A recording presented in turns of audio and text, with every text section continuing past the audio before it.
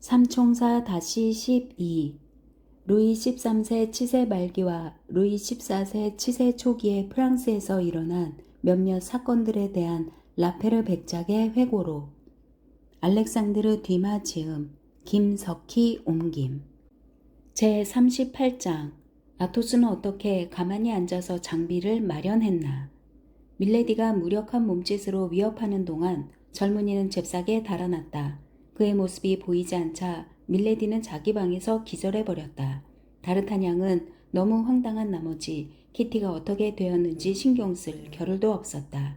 그는 파리 시내의 절반을 다른박질로 가로질러 마침내 아토스의 집 앞에 이르러서야 달리기를 멈추었다.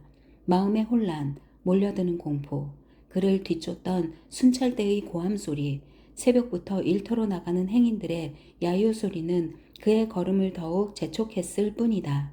그는 마당을 가로질러 3층으로 올라가서는 아토스의 방문을 부셔져라 쾅쾅 두드렸다. 그리모가 나와서 문을 열어주었다. 그는 잠이 덜 깨어 눈이 퉁퉁 부어 있었다. 다르타냥은 문이 열리자마자 응접실로 뛰어들었기 때문에 하마터면 그리모를 넘어뜨릴 뻔했다. 언제나 과묵한 그리모도 이번에는 먼저 입을 열었다. 이봐, 도대체 무슨 일이야? 이 매춘부야. 왜 그래? 원하는 게 뭐야? 다르타냥의 얼굴을 가린 스카프를 들어 올리고 망토 밑에서 두 손을 빼냈다. 그의 콧수염과 칼을 보고 그리모는 상대가 남자인 것을 알아차렸다. 그러자 이번에는 상대가 자기에게라고 생각했다. 살려주세요. 살려주세요. 목숨만 살려주세요. 그가 외쳤다. 조용히 해. 다르타냥이 말했다. 다르타냥이야. 몰라보겠어? 주인은 어디 계시냐? 다르타냥 씨라고요? 겁먹은 그리모가 외쳤다. 그럴 리가? 그리모. 아토스가 실내복 차림으로 나오면서 말했다. 자네가 말하는 것을 스스로 허락한 모양이군. 아, 날이 실은. 그리모는 말을 삼키는 대신 주인에게 다르타냥을 가리켰다. 아토스는 한눈에 다르타냥을 알아보고 웃음을 터뜨렸다. 쉽게 흥분하지 않는 차분한 성격이었지만 다르타냥이 변장한 모습을 보고는 웃음을 참을 수 없었다. 스카프는 비뚤어졌고 치맛자락은 신발 위까지 흘러내렸고 소매는 걷어 올렸고 코수염은 흥분한 나머지 빳빳하게 곤두서 있었다. 웃지 마세요. 다르타냥이 외쳤다. 제발 웃지 마세요. 웃을 일이 아니라고요. 그의 표정이 너무 진지하고 목소리가 겁에 질려 있어서 아토스가 당장 그의 두 손을 잡고 외쳤다. 어디 다쳤나? 얼굴이 창백하군. 아니, 다치진 않았어요. 하지만 좀 전에 끔찍한 일을 당했다고요. 혼자세요? 물론이지. 이 시간에 누가 나랑 함께 있을 수 있겠나? 좋습니다. 다르타냥이 서둘러 아토스의 방으로 들어갔다. 자, 어서 말해봐. 아토스가 아무도 들어오지 못하도록 문을 닫고 빗장을 걸면서 말했다. 국왕이 돌아가셨나? 자네가 혹시 추기경을 죽였나? 완전히 혼란 상태로군. 자, 어서 말해보게. 걱정이 돼서 죽을 지경이니까. 아토스, 다르타냥이 여자 옷을 벗어던지고 셔츠 차림으로 말했다. 충격적이고 믿을 수 없는 이야기를 지금부터 할 테니 단단히 준비하세요. 우선 이 옷이라도 입게. 아토스가 다르타냥에게 실내복을 건네면서 말했다. 다르타냥은 실내복을 입었지만 소매를 반대로 끼울 만큼 아직도 흥분한 상태였다. 그래서 아토스가 이야기를 재촉했다. 다르타냥이 아토스의 귀에 입을 갖다 대고 낮은 목소리로 말했다. 밀리디 어깨에 백합곱 낙인이 있더라고요. 아, 아토스가 심장에 총알이라도 한 방 맞은 것처럼 외쳤다. 아토스, 그 여자가 정말로 죽은 게 확실해요? 그 여자라니? 아토스는 다르타냥이 간신히 알아들을 수 있을 만큼 낮은 목소리로 말했다. 언젠가 아메행에서 당신이 말한 여자 말입니다. 아토스는 한숨을 쉬고 두 손에 얼굴을 묻었다. 이쪽은 26이나 28살쯤 된 여자인데 다르타냥이 말을 이었다. 금발 아냐? 맞아요. 연푸른색 눈이 묘하고 반짝이고 눈썹은 검고? 네. 키가 크고 체격이 좋아. 그렇지? 왼쪽 송곳니 옆에 이가 하나 빠져있고? 네. 백합꽃은 작고 젓갈색인데 분가루를 몇 겹이고 덧발라서 지은 것처럼 보이지? 네. 하지만 영국 여자라고 하지 않았나? 영국 여자처럼 밀레디라고 불리지만 프랑스 여자인지도 몰라요. 어쨌든 윈터경은 그 여자의 시숙일 뿐이거든요. 그 여자를 만나보고 싶군. 조심하세요, 아토스. 당신은 그 여자를 죽이려고 했잖아요. 밀레디는 안갚음을 하고도 남을 여자예요. 게다가 그 여자는 절대 실수하지 않을 겁니다. 그 여자는 감히 한마디도 못할 거야. 그랬다가는 정체가 드러나야 될 테니까. 그 여자는 어떤 짓도 할 수 있어요. 그 여자가 화내는 모습을 본 적이 있나요? 아니, 암호랑이나 암표범은 따로 없어요, 아토스. 우리 두 사람이 복수를 당하게 되지는 않을까 두려워요. 다르타냥은 모든 것을 털어놓았다. 밀레디가 미친 듯이 날뛰면서 죽여버리겠다고 위협한 일에 대해서도 이야기했다. 자네 말이 옳아. 그렇지만 내 목숨은 머리카락 한 올만 한 가치도 없어. 아토스가 말했다. 다행히 우리는 모레 파리를 떠나 아마 라로첼로 가게 될 거야. 그리고 일단 떠나면 그 여자가 당신을 알아본다면 이 세상 끝까지라도 쫓아갈 거예요. 그러니까 그 여자가 나만 증오하게 내버려 둡시다. 그 여자가 나를 죽인다 해도 나는 상관없어. 자네는 내가 목숨을 아까워한다고 생각하나? 이 모든 것에는 무서운 비밀이 숨어 있어요, 아토스. 그 여자는 추기경의 밀정이에요. 틀림없어요. 그렇다면 자네야말로 조심하게. 추기경이 그 런던 사건 때문에 감탄하여 자네를 높이 평가하지 않는다면 아마 자네를 증오할 거야. 물론 자네를 드러내놓고 비난할 수는 없을 테지만 원한은 어떻게든 풀려고 할 거야. 특히 추기경의 원한은 더더욱 그럴 테니까 자네야말로 조심해야 돼. 밖에 나갈 때는 절대로 혼자 나가지 말고 음식을 먹을 때도 조심하는 게 좋아. 아무것도 믿지 말게. 심지어 자네 그림자도 믿지 마. 다행히 모레 저녁까지만 무사히 보내면 돼요. 일단 전쟁터로 나가면 두려워해야 할 상대는 남자들 뿐이니까요. 그때까지는 나도 칩거 생활을 그만두고 어디든 자네와 함께 가겠네. 자네는 포스아웨르가로 돌아가야겠지? 내가 바래다 줌세. 가까운 거리지만 이런 걸로 돌아갈 수는 없어요. 타르타냥이 말했다. 그렇군. 아토스가 말하고는 초인종을 울렸다. 그리모가 들어왔다. 아토스가 다르타냥의 집에 가서 옷을 가져오라는 신호를 보냈다. 그리모도 알아들었다는 신호를 보내고는 밖으로 나갔다. 그런데 우리 둘 다 장비 문제는 거의 진척되지 않았어. 아토스가 말했다. 내가 잘못 생각한 게 아니라면 자네는 옷을 몽땅 밀레디의 집에 두고 온 모양인데 그 여자가 돌려줄 리가 없지. 하지만 다행히도 자네에겐 사파이어 반지가 있어. 사파이어 반지는 당신 거예요. 집안에 내려오는 가보라면서요. 그래, 우리 외할아버지가 2000 에퀴에 샀다고 언젠가 말씀하셨지. 우리 어머니한테 결혼 선물로 주셨다네. 정말 아름다운 반지야. 우리 어머니가 그걸 나한테 주셨는데 내가 멍청하게도 그 반지를 소중하게 간직하기는커녕 그 못된 여자한테 주워버렸지 뭔가. 그럼 이 반지를 돌려드릴게요. 당신이 이 반지에 애착을 갖춘 걸 이해해요. 파렴치한 계집이 끼던 반지를 돌려받으라고? 안 돼. 그 반지는 더럽혀졌어. 그럼 팔아버려요. 어머니한테 받은 반지를 팔다니. 그런 짓을 하면 나는 신성 모독으로 간주할 거야. 그럼 전당포에 맡깁시다. 그러면 적어도 1000 에퀴는 빌릴 수 있을 거예요. 그만한 돈이면 문제를 처리할 수 있어요. 나중에 돈이 생기면 반지를 되찾으면 돼요. 그때는 전당포를 거쳤으니까 과거의 얼룩이 깨끗이 지워진 상태로 되찾게 되겠죠? 아토스가 빙그레 웃었다. 다르타냥, 자네는 정말 매력적인 친구야. 언제나 쾌활한 성격으로 불행한 사람들에게 기운을 북돋아주지. 그래 좋아. 반지를 전당포에 맡기세. 하지만 한 가지 조건이 있어. 뭔데요? 1000 에퀴를 받으면 자네랑 나랑 똑같이 500 에퀴씩 나누어 갖기로 하는 거야? 무슨 소리라는 거예요. 나는 근위 대원이니까 반의 반도 필요 없어요. 게다가 그만한 돈은 내 안장을 팔면 구할 수 있어요.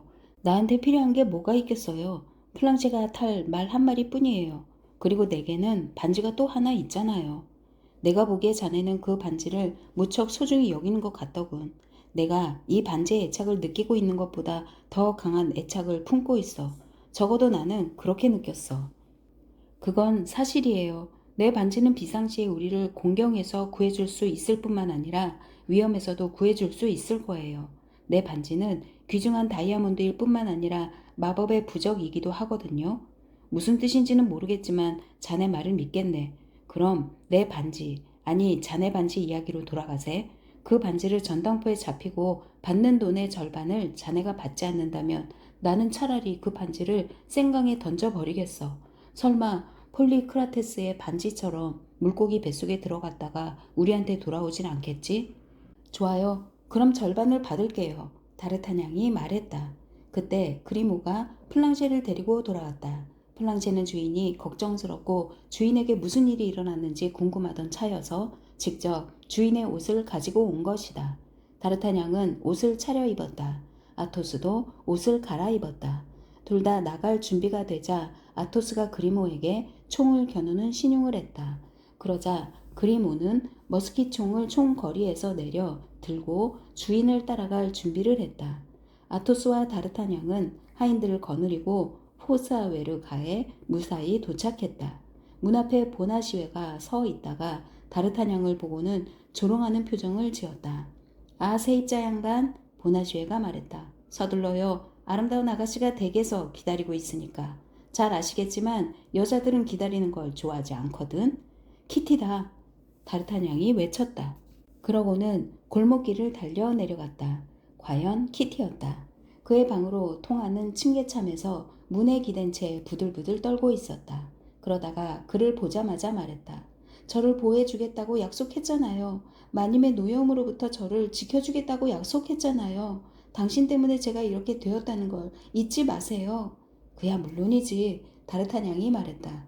걱정 마 키티. 그런데 내가 떠난 뒤에 무슨 일이 있었지? 그걸 제가 어떻게 알아요? 마님의 고함 소리를 듣고 하인들이 달려왔어요. 마님은 미친 듯이 화를 내면서 당신에게 온갖 욕설을 퍼부었어요. 그때 저는 생각했지요. 당신이 제 방을 통해 마님 방으로 들어갔다는 걸 마님이 기억해낼지 모른다. 그렇게 되면 제가 당신과 한 통속이라고 생각할지 모른다.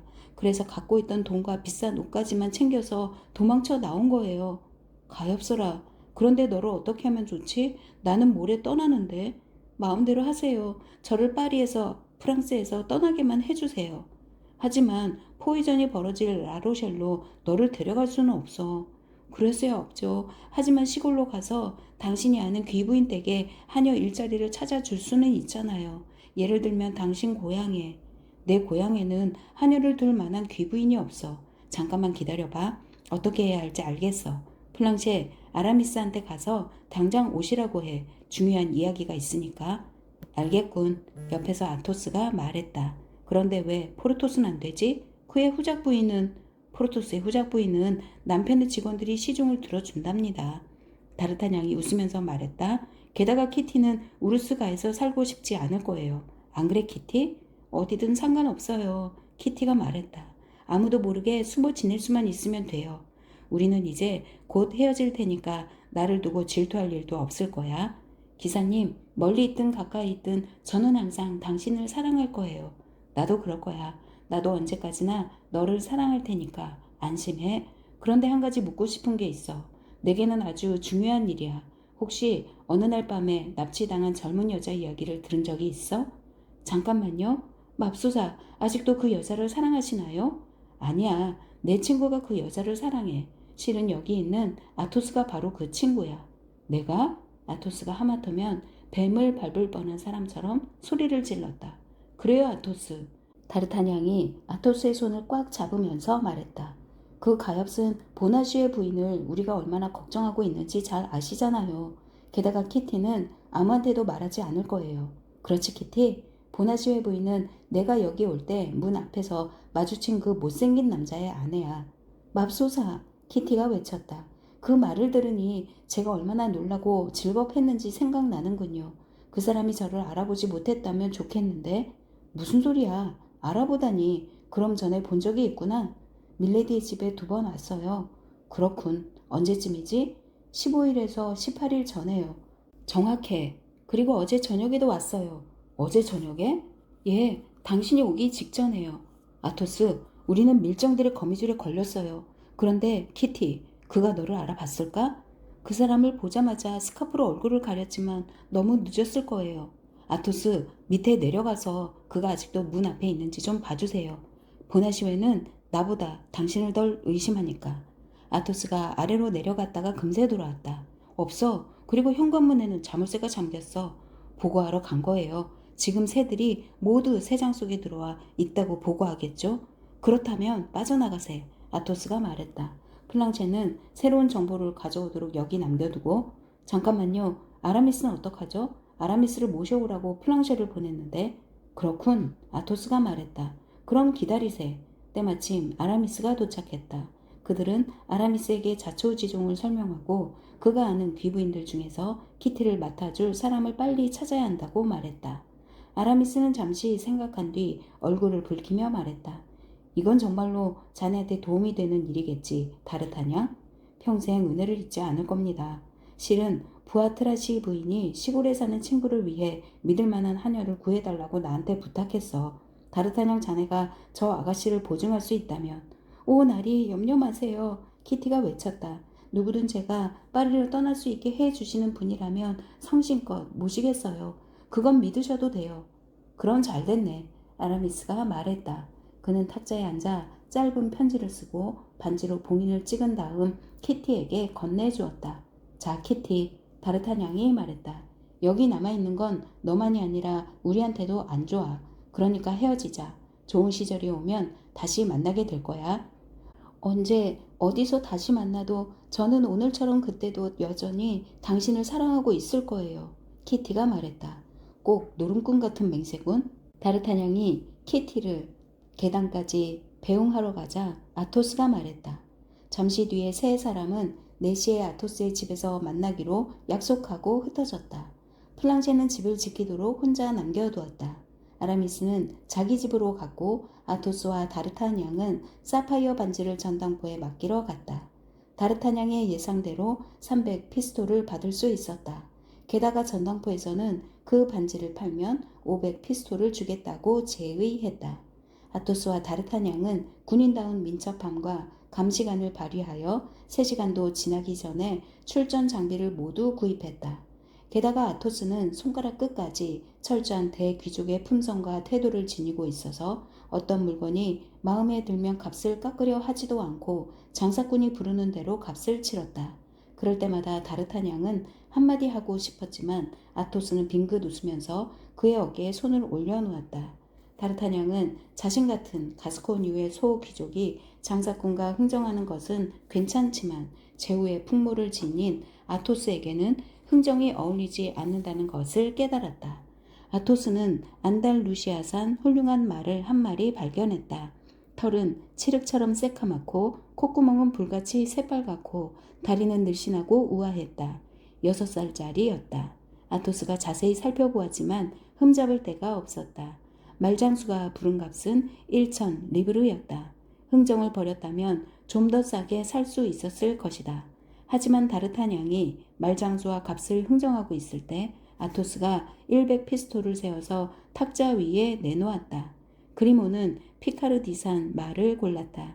땅딸막하고 튼튼한 이 말은 값이 300 리브르였다. 그런데 그리모의 말에 얹을 안장과 무기를 사고 나자 아토스의 몫인 150 피스톨이 바닥나고 말았다. 다르타냥은 나중에 갚아도 되니까 자기 몫의 일부를 쓰라고 제의했다. 하지만 아토스는 대답 대신 어깨만 으쓱했을 뿐이다. 전당포 주인이 사파이어 반지를 얼마에 사겠다고 했지? 아토스가 물었다. 500 피스톨이요. 다시 말하면 200 피스톨을 더 주겠다는 거야.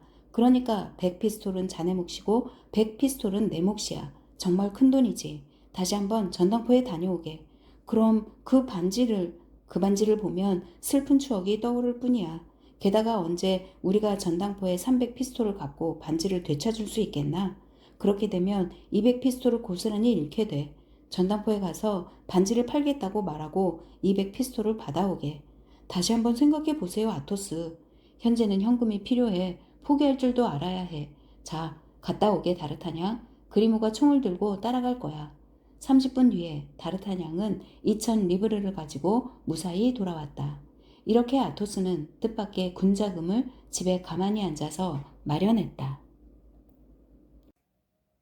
제39장 유령. 오후 4시에 내 친구는 아토스의 집에 모였다. 출전 준비에 대한 걱정은 말끔히 해결되었으니까 지금 그들의 얼굴에 남아있는 불안한 표정은 각자의 은밀한 걱정에서 비롯된 것이었다.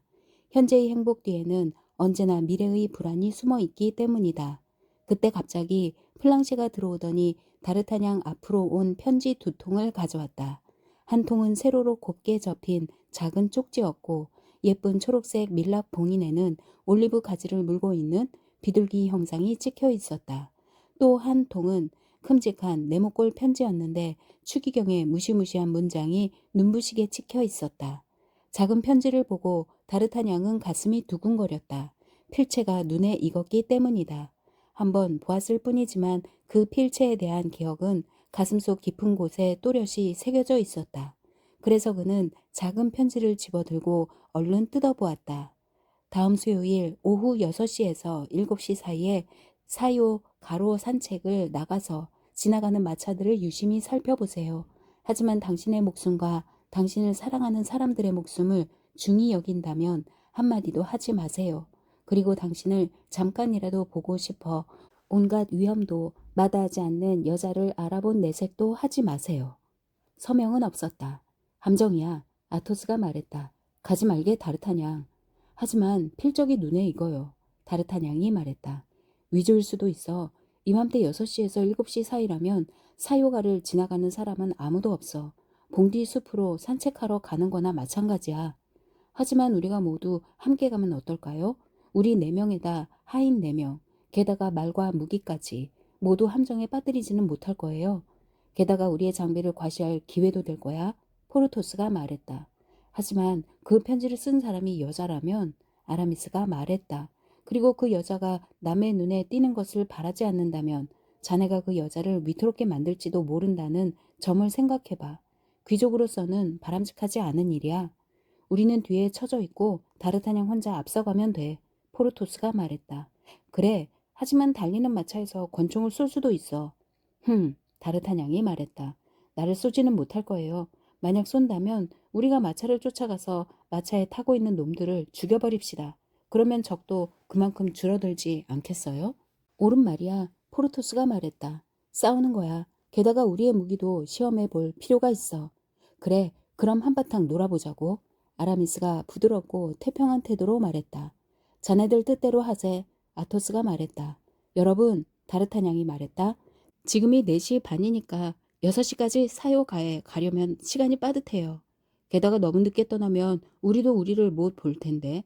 그건 섭섭한 일이지. 프로토스가 말했다. 자, 어서들 준비하세. 편지가 또 한 통 있잖나. 아토스가 말했다. 봉인을 보니 열어볼 가치는 있을 것 같아. 솔직히 말하면 나는 자네가 방금 품 안에 집어넣은 그 시시한 편지보다 2번째 편지가 더 마음에 걸려. 다르타냥의 얼굴이 빨개졌다. 그러면 여러분, 다르타냥이 말했다. 추기경 예하께서 나한테 뭘 원하시는지 봅시다. 다르타냥이 편지의 봉인을 뜯고 내용을 읽었다. 에사르 부대 소속 근위대원 다르타냥 씨는 오늘 저녁 8시에 추기경 관저로 출두하시오. 근위대 중대장 라 우디니에르. 제기랄, 아토스가 말했다.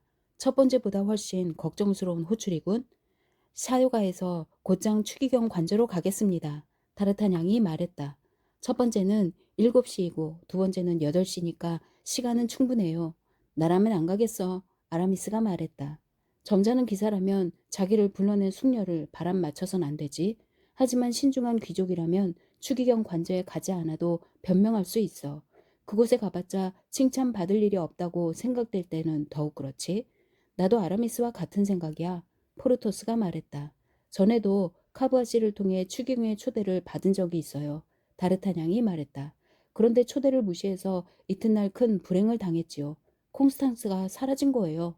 이번에는 무슨 일이 있더라도 가야겠어요. 결심이 섰다면 그렇게 해.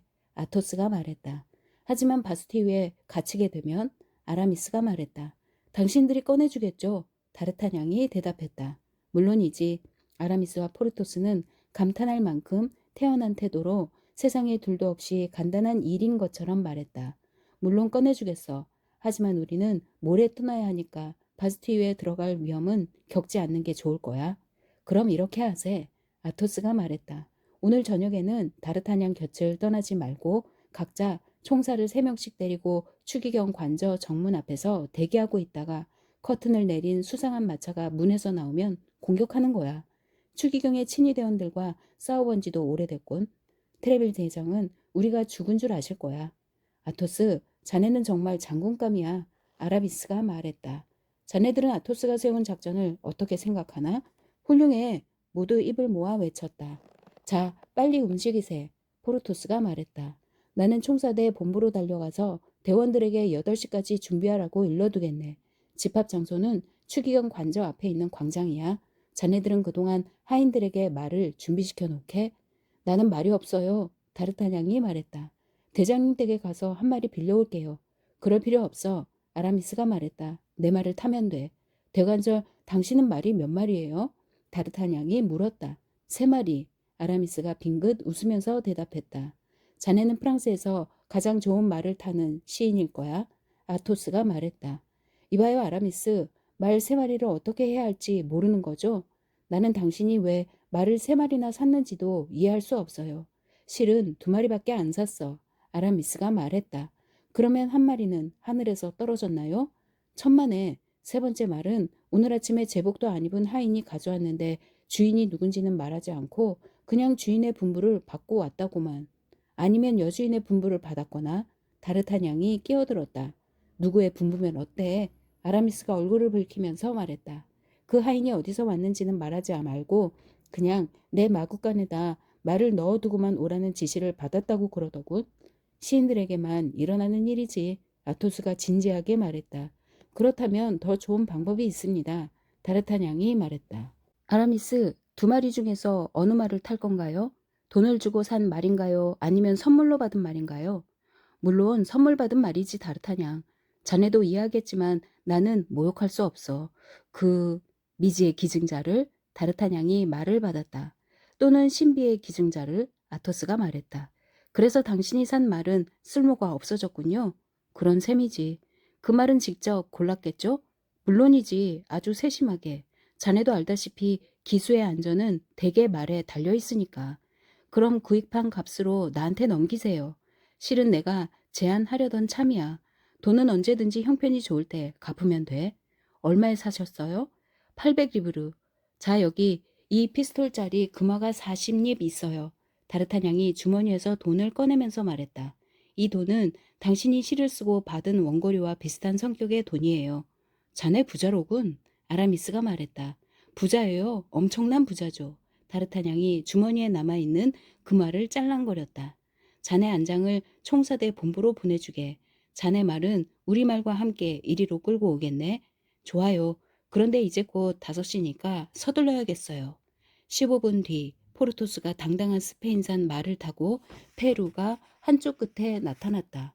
무스크통이 몸집은 작지만 튼튼한 오베르뉴산 말을 타고 그 뒤를 따라오고 있었다.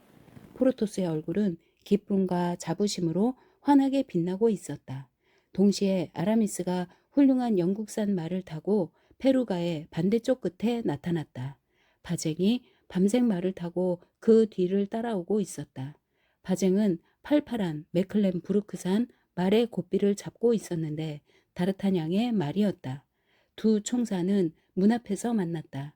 아토스와 다르타냥은 창문에서 그들을 내다보고 있었다. 포르토스, 훌륭한 말을 구했군. 아라미스가 말했다. 그래, 포르토스가 대답했다. 처음부터 이 말을 보내주었어야 하는 건데 남편이 심술을 부려서 다른 말로 바꿔치기를 한 거야. 하지만 남편은 벌을 받았고 나는 완전한 만족을 얻었지. 그때 플랑셰와 그리모가 각자 주인의 말을 끌고 나타났다. 다르타냥과 아토스도 아래층으로 내려가 말에 올라타고 친구들과 나란히 출발했다. 아토스는 옛 아내 덕분에 얻은 말을, 아라미스는 애인 덕분에 얻은 말을, 포르토스는 소송 대리인의 아내 덕분에 얻은 말을, 다르타냥은 행운이라는 최고의 애인 덕분에 얻은 말을 타고 있었다. 하인들이 그 뒤를 따랐다. 포르토스의 생각대로 이 기마 행렬은 실로 장관이었다. 코크나르 부인이 그 훌륭한 스페인산 말을 탄 포르토스의 늠름한 모습을 보았더라면 남편의 금고에 타격을 준 것을 결코 후회하지 않았을 것이다. 내 친구는 루브르 궁 근처에서 트레빌과 마주쳤다. 트레빌은 생제르맹에서 돌아오는 길이었다. 그는 내 친구를 불러 세우고는 그들의 출전 장비를 칭찬해 주었다. 그러자 순식간에 수백 명의 구경꾼이 그들 주위에 모여들어 입을 딱 벌리고 감탄했다. 다르타냥은 이 기회를 타서 붉은 봉인과 공작의 문양이 새겨진 편지에 관해 트레빌에게 이야기했다. 물론 또 다른 편지에 대해서는 한마디도 하지 않았다. 트레빌은 다르타냥의 결심에 동의하고 내일 다르타냥이 나타나지 않으면 어디에 있든 반드시 찾아내겠다고 약속했다. 그 순간 사마리아 여인이 6시를 쳤다. 내 친구는 약속이 있다고 양해를 구하고 트레빌과 헤어졌다. 잠시 전속력으로 달리자 사요가에 이르렀다. 땅거미가 지기 시작했다. 마차들이 오가고 있었다. 다르타냥은 몇 걸음 떨어져 있는 친구들의 호의를 받으며 지나가는 마차 안까지 들여다보았지만 아는 얼굴은 보이지 않았다. 15분쯤 기다린 뒤 어둠이 완전히 내려앉았을 때 마차 한 대가 빠른 속도로 세부르 쪽으로 달려왔다. 다르타냥의 육감은 바로 그 마차에 편지를 보낸 사람이 타고 있다고 말해 주었다. 그는 심장이 너무 격렬하게 고동치는 것을 느끼고 깜짝 놀랐다. 그 순간 여자 얼굴이 마차의 창문 밖으로 나타났다. 여자는 두 손가락을 입술에 댔다. 조용히 하라고 요구하거나 손기술을 보내는 것 같았다. 다르타냥은 가벼운 환성을 질렀다. 쏜살같이 지나는 바람에 유령처럼 보인 마차 속의 여자는 바로 보나시오의 부인이었던 것이다. 다르타냥은 편지에서 권고를 받았는데도 무의식 중에 말을 전속력으로 몰아서 순식간에 마차를 따라잡았다. 하지만 마차 창문은 밀폐되어 있었고 유령은 사라지고 없었다. 다르타냥은 그제야 편지 속의 권고를 기억해냈다. 당신의 목숨과 당신을 사랑하는 사람들의 목숨을 중히 여긴다면 한마디도 하지 마세요. 그는 부들부들 떨면서 멈춰섰다. 자신의 안위를 걱정해서가 아니라 이 찰나의 만남을 위해 위험을 마다하지 않은 그 가련한 여자 때문이었다. 마차는 여전히 무서운 속도로 달려서 파리 시내로 들어서더니 이내 사라졌다. 다르타뇽은 당황하여 그 자리에 우두커니 서 있었다. 그 여자가 보나시오의 부인이라면, 그녀가 파리로 돌아오고 있는 것이라면 왜 이런 순식간에 덧없는 만남이 필요하다는 말인가? 잠깐 스치듯 눈을 마주치고 무의미한 키스를 나눌 필요가 어디 있단 말인가? 물론 그녀가 보나시오의 부인이 아닐 가능성도 있었다. 희미한 석양빛 속에서는 사람을 잘못 보기 쉽기 때문이다. 만약 그녀가 보나시오의 부인이 아니라면 이것은 사랑하는 여자를 미끼로 이용한 음모의 시작이 아닐까? 그가 보나시오의 부인을 사랑하고 있다는 사실은 널리 알려져 있으니까. 새 친구가 다가왔다. 그들도 모두 마차 창문에 나타난 여자의 얼굴을 똑똑히 보았지만 아토스를 제외하고는 아무도 보나시오의 부인을 알지 못했다. 하지만 그 얼굴은 분명 보나시오의 부인이었다는 것이 아토스의 의견이었다. 그는 그 예쁜 얼굴에 다르타냥만큼 정신을 팔고 있지 않았기 때문에 마차 안에 또 다른 얼굴이 있는 것을 보았고 그 얼굴은 분명 남자였다고 말했다. 그렇다면 놈들은 보나시오의 부인을 다른 감옥으로 옮기고 있는 게 분명해요. 다르타냥이 말했다. 그런데 놈들은 그 여자를 어떻게 할 작정일까요? 어떻게 하면 그 여자를 구해낼 수 있을까요? 이봐 친구, 아토스가 진지하게 말했다. 죽어서 이 세상을 떠난 사람이 아닌 이상 언젠가 다시 만날 수 있다네. 자네 애인이 죽지 않고 살아있다면, 그리고 우리가 방금 본 여자가 그 여자라면 언젠가는 다시 만나게 될 거야. 그가 특유의 염세적인 어조로 덧붙였다. 어쩌면 자네가 바라는 것보다 더 일찍. 시계가 7시 반을 알렸다. 마차는 약속 시간보다 20분쯤 늦게 왔다. 친구들은 다르타냥에게 또 한 군데 갈 데가 있다는 것을 상기시켰지만 아직은 방문을 취소할 수도 있다고 말했다. 하지만 다르타냥은 고집이 셀 뿐 아니라 호기심도 강했다. 그는 추기경 관저에 가서 추기경이 자기한테 하고 싶은 말이 무엇인지 알아내기로 마음먹었고 무슨 일이 있어도 그 결심을 바꿀 수는 없었다. 그들은 생토 노레가에 도착했다. 추기경 관저 앞 광장에서는 그들이 소집한 연합은 명의 총사들이 이리저리 거닐며 그들을 기다리고 있었다. 그제야 그들은 총사들에게 소집한 이유를 설명해 주었다. 다르타냥은 국왕의 총사대에 잘 알려진 인물이었고 총사들도 언젠가는 그가 총사대에 들어오리라는 것을 알고 있었다. 그래서 총사들은 진작부터 그를 동료로 대접하고 있었다. 그래서 그들은 여기에 소집된 이유를 듣자 모두 기꺼이 그 임무를 받아들였다. 게다가 그것은 추기경과 그 일당에게 안 갚을 기회이기도 했다. 그런 일이라면 언제든지 나설 태세를 갖추고 있었다. 아토스는 총사들을 세 무리로 나누어 한 무리는 자신이 지휘하고 아라미스와 포르토스에게도 각각 한 무리씩 맡겼다. 각각의 무리는 정문을 마주 보는 곳에 매복했다. 다르타냥은 용감하게 정문으로 들어갔다. 강력한 원군이 있다는 것은 알고 있었지만 웅장한 계단을 한 걸음 한 걸음 올라갈 때에는 젊은이도 일말의 불안감을 느끼지 않을 수 없었다. 그가 밀레디를 상대로 벌인 짓은 배신 행위나 마찬가지였다. 그는 밀레디와 추기경 사이에 정략적 관계가 있는 게 아닐까 하는 의심이 들었다. 게다가 그에게 호된 꼴을 당한 바르드 백작은 추기경의 신복이었고 추기경이 적에게는 무서운 존재이지만 자기 사람은 무척 아낀다는 것도 다르타냥은 잘 알고 있었다. 바르드 백작이 우리 사이에 일어난 일을 추기경에게 모두 일러바치는 것도 얼마든 가능한 일이야.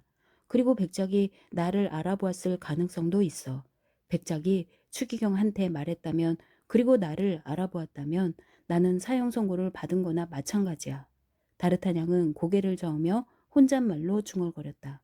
그런데 추기경은 왜 오늘까지 기다렸을까? 이유는 뻔해. 밀레디가 그 위선적인 슬픈 표정을 지어 보이면서 나에 관해 하소연했을 거야. 이 마지막 사건이 결정차가 된 게 분명해. 다르타냥은 혼잣말을 계속했다. 다행히도 친구들이 저 아래 있으니까 내가 끌려가는 것을 그냥 보고만 있지는 않을 거야. 어떻게든 나를 지키려고 하겠지? 그렇지만 총사대만으로 추기경과 전쟁을 벌일 수는 없어. 추기경은 프랑스 전체의 병력을 좌지우지할 수 있는 사람이야. 그런 추기경 앞에서는 왕비도 무력하고 왕도 마음대로 못해. 다르타냥, 너는 용감하고 자질도 괜찮아. 하지만 여자 때문에 망할 거야. 그가 이 슬픈 결론에 도달한 것은 부속실로 들어가고 있을 때였다. 그는 안으로 들어가 안내원에게 편지를 내주었다. 안내원은 그를 대기실로 안내하더니 안으로 사라졌다. 대기실에는 추기경의 친위대원 대여섯 명이 앉아 있었다. 그들은 다르타냥을 알아보았고 또 그가 쥐사크에게 상처를 입혔다는 것도 알고 있었기 때문에 야릇한 미소를 지으며 그를 바라보았다. 이 미소가 다르타냥에게는 불길한 전조처럼 보였다. 하지만 다르타냥은 쉽게 주눅이 드는 사람이 아니었다. 가스코뉴 사람 특유의 자존심으로 두려움 같은 감정 따위는 좀처럼 내색하지 않았기 때문에 친위대원들 앞에서도 허리에 손을 얹고 꼿꼿이 서서 당당한 태도로 기다렸다. 안내원이 돌아오더니 다르타냥에게 따라오라고 손짓을 했다. 다르타냥이 안내원을 따라가는 것을 보면서 친위대원들은 저희들끼리 수군거렸다. 그는 복도를 따라가다가 큰 살롱을 지나 서재로 들어갔다. 맞은편 책상 앞에 한 남자가 앉아서 무언가를 쓰고 있었다. 안내원이 그를 서재로 안내하고는 아무 말 없이 물러갔다. 다르타냥은 선체로 책상 앞에 앉아 있는 남자를 유심히 살펴보았다. 처음에는 그 사람이 그의 사건을 조사하고 있는 재판관일 거라고 생각했다.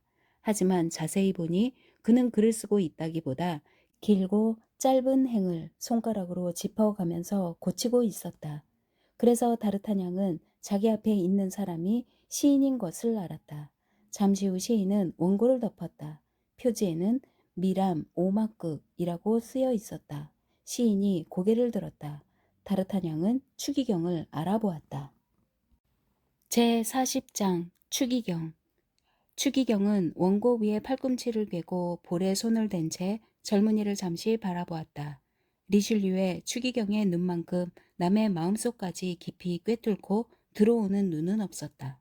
다르타냥은 그 시선이 뜨거운 열기처럼 자신의 혈관 속을 달리는 듯한 느낌을 받았다. 그렇지만 그는 모자를 벗어들고 오만하지도 않고 그렇다고 비굴하지도 않은 태도로 추기경의 말을 기다리며 그 시선을 견뎌냈다. 이윽고 추기경이 입을 열었다. 자네가 베아른 출신의 다르타냥인가? 예, 그렇습니다, 예하. 젊은이가 대답했다. 타르브와 그 인근에는 다르타냥이란 집안이 여럿 있는데 자네는 어느 집안인가? 저는 선왕이신 앙리 대왕을 모시고 종교 전쟁에 참가했던 사람의 아들입니다. 그렇군. 7, 8달 전에 수도 파리에서 입신 출세할 길을 찾아 고향을 떠났다는 젊은이가 자네인가? 예, 그렇습니다, 예하. 자네는 상경할 때 맹을 지냈는데 그곳에서 뭔가 일어났지? 무슨 일인지는 모르지만 어쨌든 무슨 일이 있었어. 예하, 저에게 일어난 일을 말씀드리자면 아니, 신경 쓰지 말게. 그건 아무래도 좋아. 추기경이 빙긋 웃으며 말했지만 그 미소는 그가 다르다냥 못지않게 그 사건을 잘 알고 있다는 것을 보여주었다. 자네는 트레빌 씨 앞으로 보내는 추천장을 갖고 있었지? 그렇습니다, 예하. 하지만 맹에서 그 불행한 사건이 일어났을 때 추천장이 사라졌단 말이지. 추기경이 다르타냥의 말을 가로챘다. 그래, 나도 알고 있네. 하지만 트레빌 씨는 첫눈에 인물을 알아보는 능력이 대단한 사람이어서 언젠가는 총사대에 편입시켜 주겠다는 약속과 함께 자네를 처남인 에사르 씨의 근위대에 넣어주었어. 그렇지? 예하께서는 정확한 정보를 갖고 계시는군요. 다르타냥이 말했다. 그 후 많은 일이 자네한테 일어났지. 어느 날인가는 다른 곳에 있는 편이 더 나았을 텐데 하필이면 샤르트레 수도원 뒤에서 어슬렁거렸어. 또 언젠가는 친구들과 함께 포르주 온천으로 여행을 떠났는데 친구들은 도중에 차례로 하차했지만 자네는 그대로 여행을 계속했지. 이유는 뻔해. 영국에 볼 일이 있었으니까. 예하, 다르타냥은 너무 놀라서 말이 나오지 않았다. 제가 영국에 간 이유는 윈저 숲이나 어디 다른 곳으로 사냥을 하러 갔었단 말이지. 그건 아무래도 좋아. 내가 그걸 알고 있는 건 모든 것을 아는 게 내 일이기 때문일세.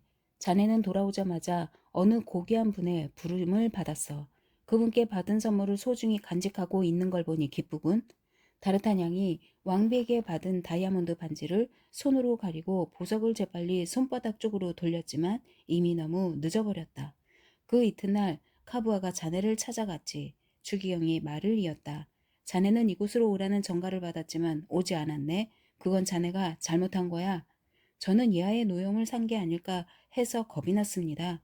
그건 또 왜? 자네는 윗사람들의 명령을 누구보다도 지혜롭고 용감하게 수행했으니까 칭찬받아 마땅한데 내 노염을 사다니 내가 벌을 주는 것은 명령에 따르지 않는 자들이지 자네처럼 명령에 따르는 지나칠 만큼 잘 따르는 사람에게는 벌을 주지 않아. 그 증거로 내가 자네한테 여기로 오라는 전가를 보낸 날짜를 생각해보게. 그리고 같은 날 밤에 무슨 일이 일어났는지 기억을 잘 더듬어 보게나. 그것은 바로 보나시회 부인이 납치당한 밤이었다. 다르타냥은 몸서리를 쳤다. 그리고 30분 전에 그 가엾은 여자가 자기 옆을 지나간 것을 생각해냈다. 그녀를 납치한 자들이 또다시 그녀를 어디론가 데려갔을 것이다. 끝으로 추기경이 말을 이었다. 한동안 자네 소식을 듣지 못했기 때문에 자네가 요즘 뭘 하고 있는지 알고 싶었다네. 게다가 자네는 내게 감사를 표해야 할 일도 있지. 그 모든 상황에서 자네가 어떻게 무사히 살아남았는지 자네도 아마 알아차렸을 거야. 다르타냥은 공손히 고개를 숙였다. 그건 공정을 기하고자 하는 당연한 생각의 결과일 뿐만 아니라 추기경이 말을 계속했다. 자네를 쓰려는 계획의 결과이기도 했다네. 다르타냥은 더욱더 놀랐다. 사실 이 계획은 자네를 처음 부른 그날 알려줄 작정이었네. 자네가 오지 않았지. 그래서 일이 좀 늦어졌지만 다행히 계획에는 아무 변화가 없으니까 오늘 그 계획을 말해주겠네. 이리 와서 내 앞에 앉게. 다르타냥 어엿한 귀족을 세워둔 채 이야기를 계속할 수는 없지. 추기경이 손가락으로 의자를 가리켰다. 다르타냥은 지금 벌어지고 있는 일에 너무 놀라서 추기경이 2차례나 신호를 보낸 다음에야 알아차리고 명령에 따랐다. 자네는 용감한 청년이야. 추기경이 말을 이었다. 그리고 신중해. 이 점은 더욱 좋은 자질이지. 나는 머리와 가슴을 둘 다 가진 사람을 좋아한다네. 겁먹지 말게. 그가 빙그레 웃으면서 말했다. 가슴을 가진 사람이란 용감한 사람이라는 뜻일세. 하지만 자네는 아직 젊고 이제 막 세상에 나왔을 뿐인데 벌써 막강한 적들을 만들었어. 조심하지 않으면 그 적들이 자네를 파멸시킬 걸세. 예하, 그건 분명합니다. 젊은이가 대답했다. 적들은 저를 아주 쉽게 파멸시킬 수 있습니다. 그들은 강력하고 든든한 배경까지 있는데 저는 외톨이니까요. 그래, 사실이야. 하지만 자네는 외톨이이면서도 벌써 많은 일을 해냈고 앞으로도 많은 일을 해낼 걸세. 나는 그걸 믿어 의심치 않네. 하지만 그 모험적인 생활에도 자네를 이끌어줄 지표가 필요하다고 생각하네. 내가 잘못 생각한 게 아니라면 자네는 청혼의 뜻을 품고 파리에 왔을 테니까. 제 나이에는 무모한 희망을 품게 마련입니다, 예하. 다르타냥이 말했다. 무모한 희망을 품는 건 바보들이나 하는 짓일세. 자네는 총명한 젊은이야. 내 친위대에서 기수가 되는 건 어떤가? 전쟁이 끝난 뒤에는 중대장을 시켜주겠네. 아, 예하. 받아들이겠나? 예하. 다르타냥이 당황한 표정으로 같은 말을 되풀이했다. 뭔가 거절하는 건가? 추기영이 놀라서 외쳤다. 저는 폐하의 근위대에 소속되어 있고 그 신분에 조금도 불만이 없습니다. 하지만 내 친위대도 결국은 폐하의 근위대라네. 게다가 프랑스 군대에 복무하는 이상 누구나 폐하를 섬기는 거라고 생각하는데 예하께서는 제 말을 오해하신 듯합니다. 구실이 필요하다는 거지? 알겠네. 그렇다면 그 구실을 주지. 이제 곧 전쟁이 시작되니까 내가 자네한테 승진할 기회를 만들어주겠네. 그 정도면 세상에 대해 체면은 서겠지? 또 자네는 확실한 보호를 받을 필요가 있어. 실은 자네에 대해 몇 가지 중대한 고발이 내게 들어와 있다네. 자네는 밤낮으로 오직 폐하께만 헌신하고 있는 것 같지 않더군.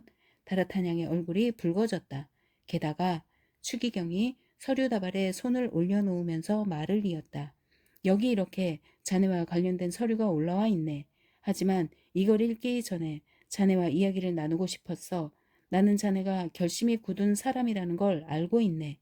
내 친위대에 들어와서 제대로 지도를 받으면 자네한테 전혀 해로울 게 없고 오히려 큰 보상을 받을 수 있을 거야. 잘 생각해서 결정하게. 예하의 호의에 어떻게 감사해야 할지 모르겠습니다. 다르타냥이 대답했다. 예하의 넓은 마음을 알고 나니 저는 벌레처럼 작게만 느껴집니다. 하지만 제가 솔직히 말씀드리는 것을 허락해 주신다면 다르타냥이 말을 끊었다. 좋아, 말해보게. 제 친구들은 모두 총사대나 폐하의 근위대에 소속되어 있고 무슨 얄궂은 운명 때문인지 제 적들은 모두 예하의 부하들입니다. 따라서 제가 이하의 제의를 받아들인다면 이쪽에서도 환영받지 못하고 저쪽에서도 미움을 받을 겁니다. 혹시 내 제의가 자네의 가치에 걸맞지 않다는 오만한 생각을 갖고 있는 건 아닌가? 추기경이 경멸하는 듯한 미소를 지으며 말했다. 천만의 말씀입니다. 이하의 후의는 저에게 과분할 정도이고 도리어 저는 그런 후의를 받을 만한 일을 아직 아무것도 하지 못했다고 생각하고 있습니다. 이제 전쟁이 시작되면 그때는 저도 예하가 보시는 앞에서 참전하게 될 텐데 운이 좋아 예하의 주목을 끌 만한 공훈이라도 세울 수 있으면 적어도 예하의 보호를 받을 명분도 생기겠지요. 모든 일에는 때가 있습니다. 나중에는 저도 한 몸 바칠 자격을 얻을 수 있겠지만 지금은 자신을 팔아 넘기는 것 같이 보일 것입니다. 요컨대 나를 섬기는 건 거절하겠다는 뜻이군. 추기경이 원망스러운 어조로 말했지만 그 어조에는 일종의 경의 같은 감정도 섞여 있었다. 그럼 마음대로 하게. 자네의 원함과 호의도 그대로 품고 있게. 예하, 됐네 됐어. 그것 때문에 자네를 원망하진 않겠네. 하지만 자네도 알다시피 자기 편이라면 충분히 보호도 해주고 보상도 해주겠지만 적에 대해서는 아무 의무도 없는 걸세. 그래도 충고 하나만 하겠는데 조심하게 다르타냐. 내가 자네한테서 손을 떼는 순간 자네 목숨은 지푸라기 하나만한 가치도 얻게 될 테니까. 명심하겠습니다, 예하. 다르타냥이 결연하게 대답했다. 훗날 언젠가 불행이 닥치거든. 리슐리베가 의미심장하게 말했다. 내가 자네를 얻으려 한 일이 있었다는 것, 그리고 그런 불행이 자네한테 닥치지 않도록 애썼다는 것을 기억하게. 무슨 일이 닥치더라도 다르타냥이 가슴에 손을 얹고 고개를 숙이면서 말했다. 예하께서 지금 이 순간 저에게 베풀어 주신 후의에 대해서는 평생 감사한 마음을 잊지 않겠습니다. 좋아. 그러면 자네 말대로 전쟁이 끝난 뒤에 또 만나세. 자네를 늘 지켜보고 있겠네. 나도 전쟁터에 나갈 테니까. 추기경은 전쟁터에 나갈 때 입을 훌륭한 갑옷을 다르타냥에게 가리키며 말했다. 그리고 원정에서 돌아오면 판단을 내리게 될 것이야. 아, 예하. 다르타냥이 외쳤다. 예하의 뜻을 거역한 죄가 큽니다만 부디 용서해 주시기 바랍니다. 제가 귀족답게 처신한다고 생각하신다면 중립을 지켜서 공정하게 대해 주십시오. 젊은이, 오늘 자네한테 한 말을 다시 말할 수 있는 기회가 온다면 반드시 그렇게 하겠다고 약속하겠네. 리슐리에의 마지막 말은 과연 그럴 기회가 다시 오겠느냐는 의미를 담고 있었다. 다르타냥은 협박을 받은 것보다 더 놀라고 당황했다. 그것은 경고였기 때문이다. 그러니까 추기경은 다르타냥을 위협하고 있는 불행으로부터 그를 구해주려 했던 것이다. 다르타냥이 대답하려고 입을 열었지만 추기경은 오만한 몸짓으로 그에게 물러가라고 명했다. 다르타냥은 방에서 나왔다. 하지만 문 밖으로 나오자마자 용기를 잃고 추기경에게 돌아가려고 했다. 하지만 그 순간 아토스의 진지하고 엄격한 얼굴이 눈앞에 떠올랐다. 추기경의 제안을 받아들여 그와 계약을 맺는다면 아토스는 결코 용서하지 않을 것이다. 아니, 친구로도 인정해주지 않을 것이다. 다르타냥의 발목을 잡은 것은 이 두려움이었다. 진정으로 위대한 인물이 주위 사람들에게 미치는 영향은 그렇게 대단한 법이다. 다르타냥은 아까 올라온 계단을 다시 내려갔다. 아토스와 총사 4명이 정문 앞에서 그가 돌아오기를 기다리고 있었다. 그들은 슬슬 걱정되기 시작한 참이었다. 다르타냥의 말을 듣고 그들은 안심했다. 플랑셰는 주인이 무사히 추기경 관저에서 나온 것을 보고 다른 출입문에서 대기하고 있는 사람들에게 달려가 이제는 잠복할 필요가 없다고 알렸다. 4사람은 아토스의 집으로 돌아갔다. 아라미스와 포르토스가 이 이상한 호출의 이유를 물었다. 다르타냥은 리슐리외 추기경이 기수로 친위대에 들어오라고 제의했지만 거절했다는 이야기만 해주었다. 잘했어. 포르토스 아라미스가 이구 동성으로 말했다. 아토스는 아무 말 없이 깊은 생각에 잠겨 있었다. 그러나 다르타냥과 단둘이 있게 되자 입을 열었다. 자네는 당연히 해야 할 일을 했지만 어쩌면 잘못한 것인지도 몰라. 다르타냥이 한숨을 내쉬었다. 아토스의 목소리는 앞으로 큰 불행이 닥쳐올 거라고 예고하는 마음속의 은밀한 목소리와 일치했기 때문이다. 이튿날은 온종일 출발 준비로 바쁘게 보냈다. 다르타냥은 트레빌에게 하직 인사를 하러 갔다.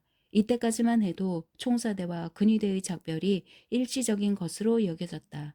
국왕은 그날 의회를 소집하여 회의를 열고 있었고 이튿날 출정할 예정이었기 때문이다. 그래서 트레빌도 다르타냥에게 필요한 게 없느냐고 물었을 뿐이고 다르타냥도 필요한 건 다 갖추었다고 자랑스럽게 대답했다. 그날 저녁에는 원래 친한 사이인 에사르의 근위대와 트레빌의 총사대가 모두 한자리에 모였다. 그들은 잠시의 이별을 아쉬워하며 다시 만날 것을 기약했다. 따라서 그날 밤에는 누구나 예상할 수 있듯이 실컷 먹고 마시며 모두 신이 나서 떠들어댔다. 이런 경우 앞날에 대한 극도의 불안과 싸울 수 있는 것은 극도의 태평한 뿐이기 때문이다. 이튿날 나팔 소리가 울리자마자 친구들은 헤어졌다. 총사들은 트레빌의 저택으로 달려갔고 근위대원들은 에사라의 저택으로 달려갔다. 두 대장은 각각 자신의 대원들을 이끌고 루브르로 가서 국왕의 열병을 받았다. 왕은 우울하고 기분이 좋지 않은 것 같았다. 그래서 평소에 당당한 태도가 좀 없어 보였다. 사실 전날 밤 왕은 회의를 주재하다가 열이 나서 쓰러졌다. 그런데도 출발은 이날 오후로 정해졌고 측근들이 말렸는데도 열병을 하고 싶어 했다. 그를 덮치기 시작한 병도 이 정력적인 반격으로 물리칠 수 있으리라고 기대했기 때문이다. 열병식이 끝난 뒤 근위대만 먼저 출발했다. 총사대는 왕과 함께 떠날 예정이었기 때문에 멋지게 차려입은 포르토스는 우르스가에 다녀올 시간 여유가 있었다. 소송 대리인의 아내는 포르토스가 새 제복 차림으로 멋진 말을 타고 지나가는 것을 보았다. 그녀는 포르토스를 너무 사랑했기 때문에 그냥 이대로 떠나 보낼 수가 없었다. 그래서 포르토스에게 말에서 내려 가까이 오라는 손짓을 보냈다. 포르토스는 풍채가 당당했다.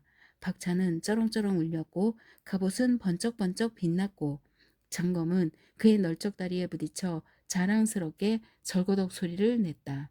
이번에는 직원들도 그를 비웃고 싶은 마음이 나지 않았다. 그랬다가는 포르토스에게 귀를 잘리지 않을까 두려웠기 때문이다. 포르토스는 코크나르에게 안내되었다. 새 옷차림으로 눈부시게 빛나는 사촌 처남을 보자 코크나르의 연회색 눈이 분노로 이글거렸다. 하지만 그의 마음속에는 한 가지 위안이 있었다. 이번 전쟁은 치열할 거라고 다들 말하고 있었기 때문이다. 그래서 그는 포르토스가 전사하기를 속으로 바라고 있었다. 포르토스가 코크나르에게 작별 인사를 고했다. 코크나르는 그의 무운을 빌어주었다. 코크나르 부인은 눈물을 참지 못했다. 하지만 그녀의 슬픔을 이상한 눈으로 바라보는 사람은 아무도 없었다. 그녀가 친정에 대한 애착이 많으며 그 때문에 남편과 늘 심하게 다툰다는 것을 누구나 알고 있었기 때문이다. 하지만 진정한 작별은 코크나르 부인의 침실에서 이루어졌다. 작별은 가슴이 찢어질 것처럼 비통했다. 소송 대리인의 아내는 애인의 모습이 시야에서 사라질 때까지 마치 창밖으로 뛰어내리기라도 하려는 듯이 몸을 내밀고는 손수건을 흔들었다. 포르토스는 그런 일에 익숙한 사람답게 애인의 애정 표현을 가볍게 받아 넘겼지만 길모퉁이를 돌 때 작별의 표시로 모자를 벗어서 흔들었다. 한편 아라미스는 장문의 편지를 썼다. 누구에게 썼는지는 아무도 몰랐다. 옆방에서는 그날 저녁 투르로 떠나기로 되어 있는 키티가 이 비밀 편지를 기다리고 있었다. 아토스는 마지막 남은 스페인 포도주를 한 모금씩 홀짝거리고 있었다. 그동안 다르타냥은 근위 대원들과 함께 행군하고 있었다. 파리 교회의 생땅투안에 당도하자 그는 고개를 돌려 바스티유를 유쾌한 기분으로 바라보았다. 하지만 그는 바스티유만 보고 있었기 때문에 암갈색 말을 탄 밀레디의 모습은 보지 못했다. 밀레디는 흉악해 보이는 두 남자에게 그를 가리켰고 두 남자는 그를 확인하기 위해 당장 대열로 다가왔다. 그러고는 묻는 듯한 눈길을 밀레디에게 던지자 밀레디는 그 사람이 맞다고 몸짓으로 대답했다. 밀레디는 자신의 명령이 틀림없이 실행되리라 확신하자 말에 박차를 가하여 모습을 감추었다. 그러자 두 남자는 대열을 따라가다가 생땅투한 성박 언저리에서 그들을 위해 미리 준비해둔 말에 올라탔다.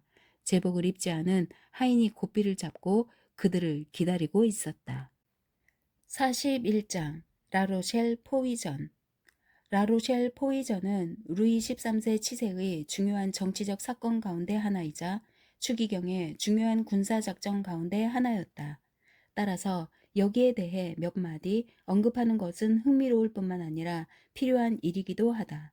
게다가 이 포위전에 따른 몇 가지 사실은 이 이야기와도 중요한 관련이 있기 때문에 그냥 지나쳐 버릴 수가 없다.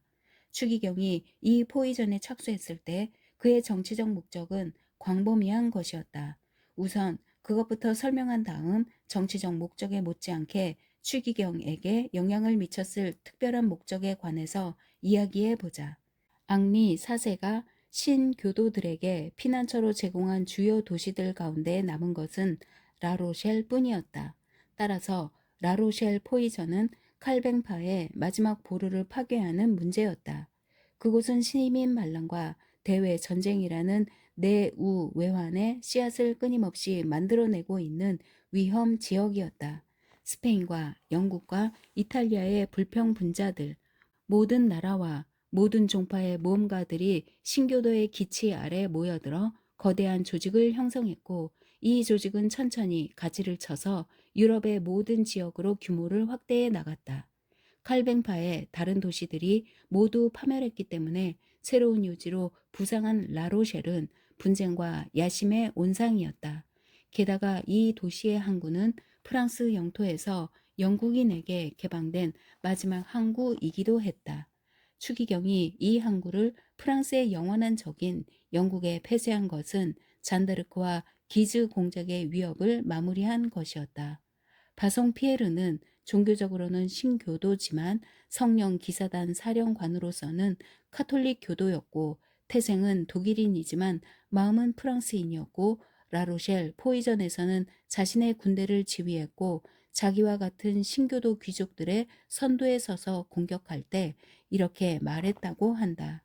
우리가 라로셸을 점령하는 것은 어리석은 짓이라는 것을 여러분은 이제 곧 알게 될 것이오. 바송 피에르의 말이 옳았다.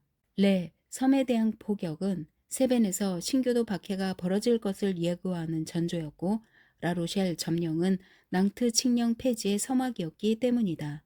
하지만 앞에서도 말했듯이 평등주의자이자 획일주의자인 리슐리의 재상의 이런 목표들은 역사에 속하지만 연대기 작가는 사랑에 미치고 질투에 불타는 연적의 사소한 목적에도 주의를 기울여야 한다. 누구나 알고 있듯이 리슐리에는 왕비에게 연정을 품고 있었다. 이 사랑이 단순한 정치적 목적에서 생겨난 것인지 아니면 안 도트리슈가 주위 사람들에게 흔히 불러일으킨 그 깊은 열정에서 생겨난 것인지는 알 수 없다. 하지만 어쨌든 우리는 지금까지 전개된 이야기를 통해 버킹엄이 리슐리웨를 이겼고 삼총사의 충성과 다르타냥의 용기 덕분에 버킹엄이 두세 번 추기경의 의표를 찌른 것을 보았다. 특히 목걸이 사건에서는 추기경이 호den꼴을 당했다. 따라서 리슐리웨에게 이것은 단순히 프랑스에서 영국을 몰아내는 문제만이 아니라 연적에게 복수하는 문제이기도 했다. 게다가 이 복수는 왕국 전체의 무력을 손에 쥐고 있는 사람에게 어울리는 강력하고 무시무시한 것이어야 했다. 영국과 싸우는 것은 곧 버킹엄과 싸우는 것이고 영국을 이기면 버킹엄을 이기는 것이고 영국에 굴욕을 주면 왕비의 눈앞에서 버킹엄에게 굴욕을 주는 것이나 마찬가지라는 것을 리슐리웨는 잘 알고 있었다. 버킹엄 쪽에서도 겉으로는 영국의 명예를 내세우고 있었지만 그를 움직인 것은 추기경과 똑같은 관심사였다. 버킹엄이 노리는 것도 개인적인 복수였다.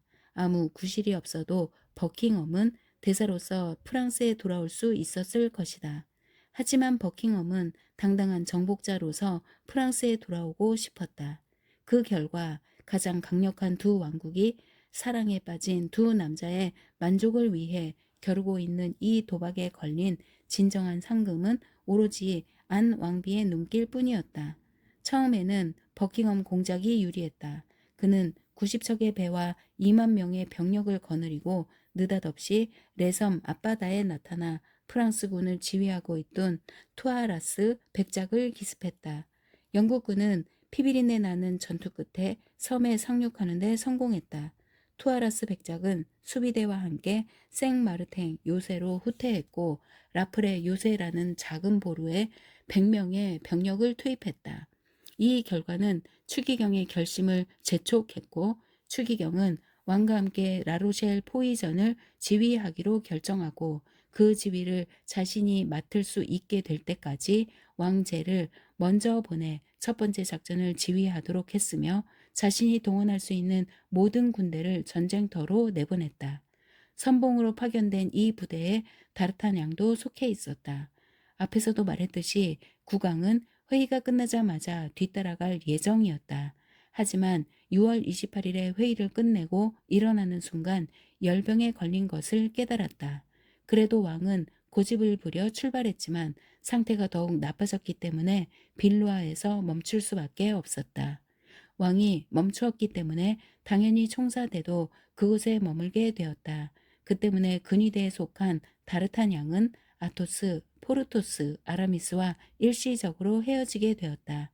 이 이별은 그를 조금 애타게 했을 뿐이었지만 그가 어떤 위험에 처해 있는지 짐작할 수 있었다면 심각한 걱정거리가 되었을 것이다. 그래도 1627년 9월 10일경 라로셸 앞에 세워진 진영에 무사히 도착했다. 상황에는 아무런 변화가 없었다. 레 섬을 점령한 버킹엄 공작 휘하의 영국군은 생마르탱 요새와 라프레 요새를 계속 공격했지만 함락시키지 못했고 사나흘 전부터는 앙굴렘 공작이 라로셸 근처에 새로 지은 요새를 둘러싸고 전투가 개시되었다. 에사르가 지휘하는 근위대는 미님 수도원에 주둔하고 있었다. 하지만 다르타냥은 총사대로 옮겨갈 생각에만 골몰하고 있었기 때문에 근위대에는 친한 동료가 별로 없었다. 그래서 동료들과는 따로 떨어져 혼자만의 생각에 잠겨 있었다. 그의 생각은 별로 유쾌한 것이 아니었다. 그는 파리에 상경한 이후 지금까지 줄곧 공적인 사건에만 말려들었을 뿐 연애나 출세 같은 사적인 문제에서는 별로 성과를 거두지 못했다. 연애에 관해서 말하자면 그가 사랑한 유일한 여자는 보나시오의 부인이었는데 보나시오의 부인은 지금 어딘가로 사라져서 어떻게 되었는지 아직도 알아내지 못하고 있는 형편이었다. 출세에 관해서 말하자면 그는 하잘것없는 존재였지만 국왕을 비롯하여 프랑스 왕국에서 네로라 하는 귀족들도 그 앞에서는 벌벌 떨 만큼 위세 높은 추기경을 적으로 만들어버렸다. 추기경은 다르타냥을 얼마든지 파멸시킬 수 있었지만 그렇게 하지 않았다. 다르타냥처럼 총명한 사람에게 이런 아량은 더 나은 미래를 약속해주는 새벽빛이었다. 그는 추기경 외에 또 하나의 적을 만들었다. 추기경만큼 두렵지는 않았지만 그래도 무시할 수만은 없는 적이었다. 그것은 바로 밀레디였다. 이 모든 것을 희생한 대가로 그는 왕비의 비호와 호의를 얻었지만 현재로서는 왕비의 호의는 오히려 박해의 원인이 되었을 뿐이고 왕비의 비호는 별로 소용이 없었다. 그 증거로 샬레와 보나시오의 부인을 들 수 있었다. 따라서 그가 얻은 소득 가운데 가장 확실한 것은 손가락에 끼고 있는 5, 6천 리브르짜리 다이아몬드 반지였다.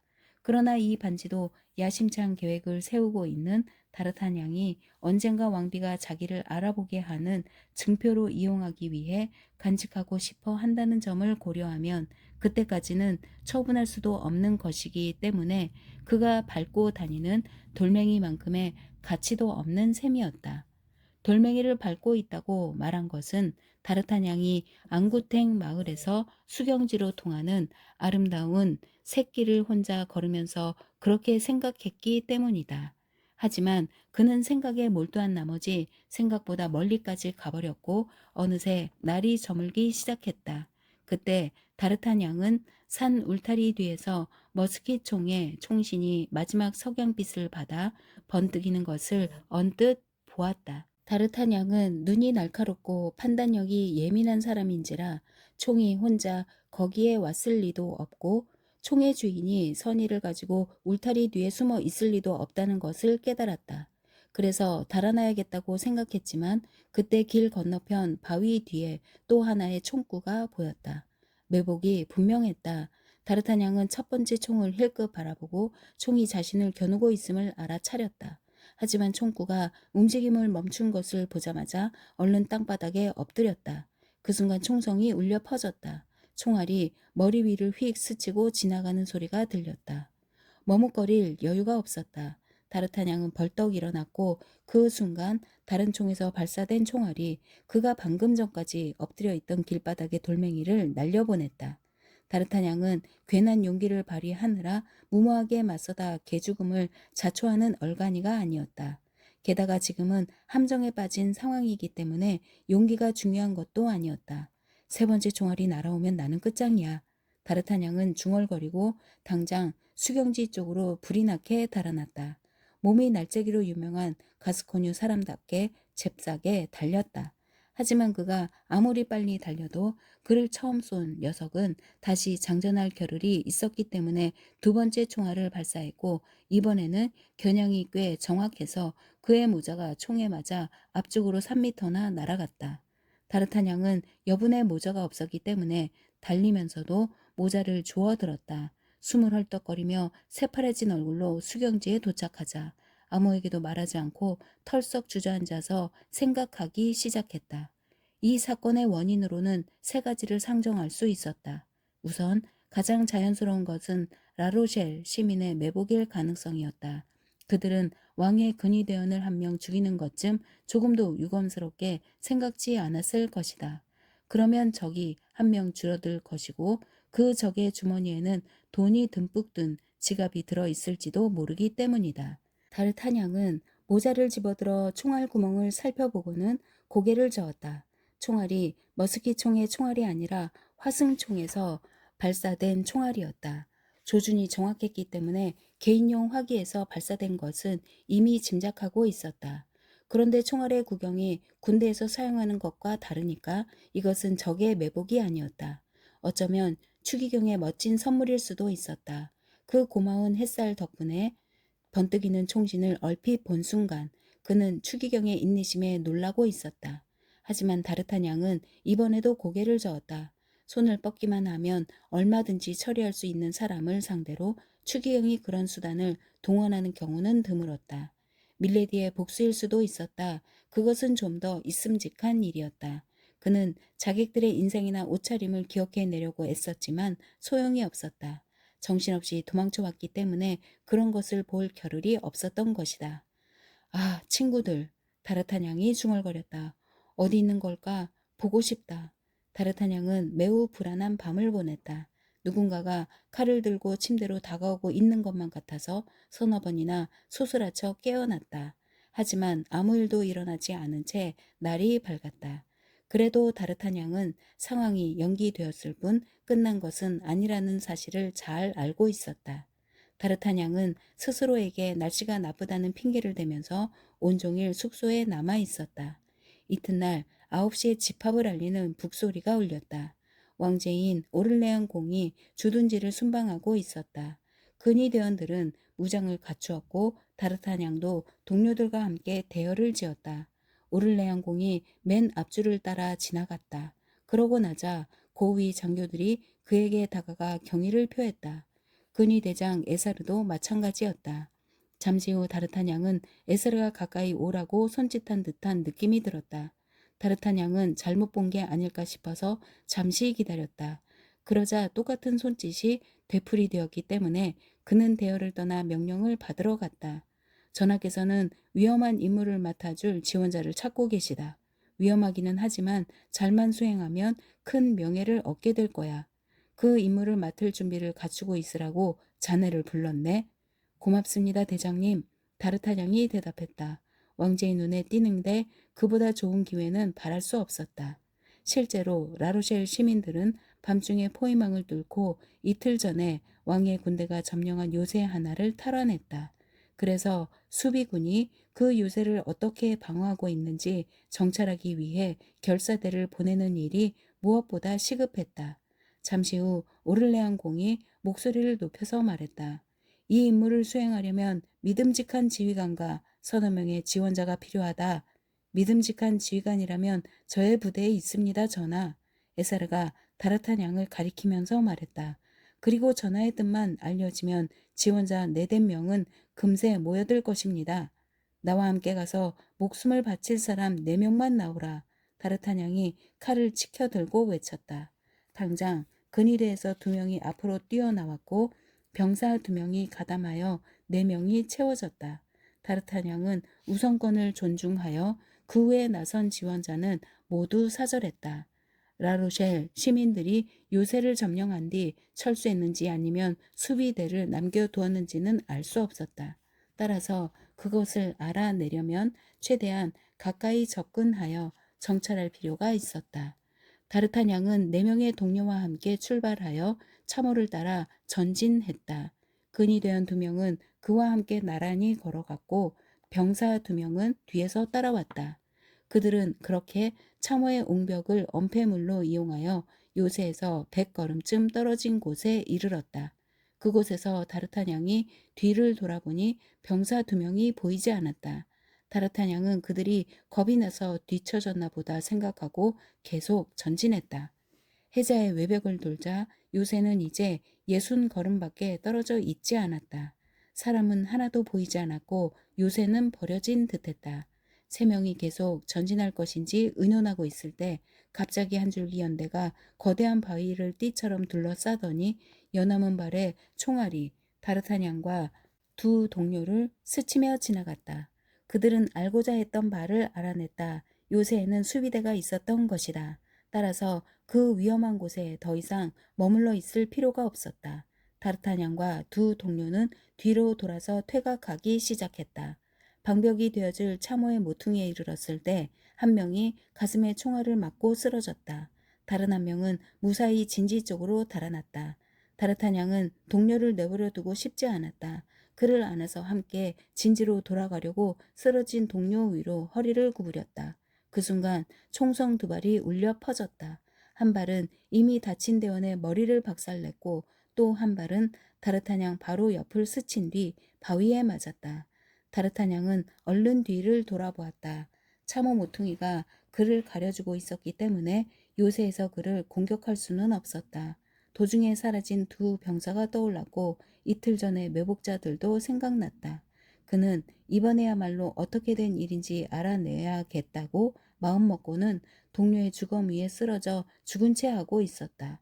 그러자 30걸음쯤 떨어져 있는 버려진 보루 위로 두 개의 머리가 슬그머니 나타났다. 그것은 바로 도중에 사라진 두 병사의 얼굴이었다. 다르타냥의 생각이 맞았다. 이들은 다르타냥을 암살하기 위해 따라온 것이고 그의 죽음도 적의 탓으로 돌릴 수 있을 터였다. 하지만 다르타냥이 죽지 않고 다치기만 해서는 그들의 범죄를 폭로할 수도 있기 때문에 그들은 확실히 그의 숨통을 끊으려고 다가왔다. 다행히 그들은 다르타냥의 술책에 속아서 총을 재장전하지 않은 채였다. 그들이 10걸음쯤 떨어진 곳에 이르자 쓰러진 채 칼을 손에서 놓지 않고 있던 다르타냥이 벌떡 일어나 그들 앞으로 한 걸음에 달려갔다. 자객들은 다르타냥을 죽이지 않고 아군 진지로 달아났다가는 나중에 고발당할 것이 두려웠다. 그래서 적군 진영으로 달아나려고 했다.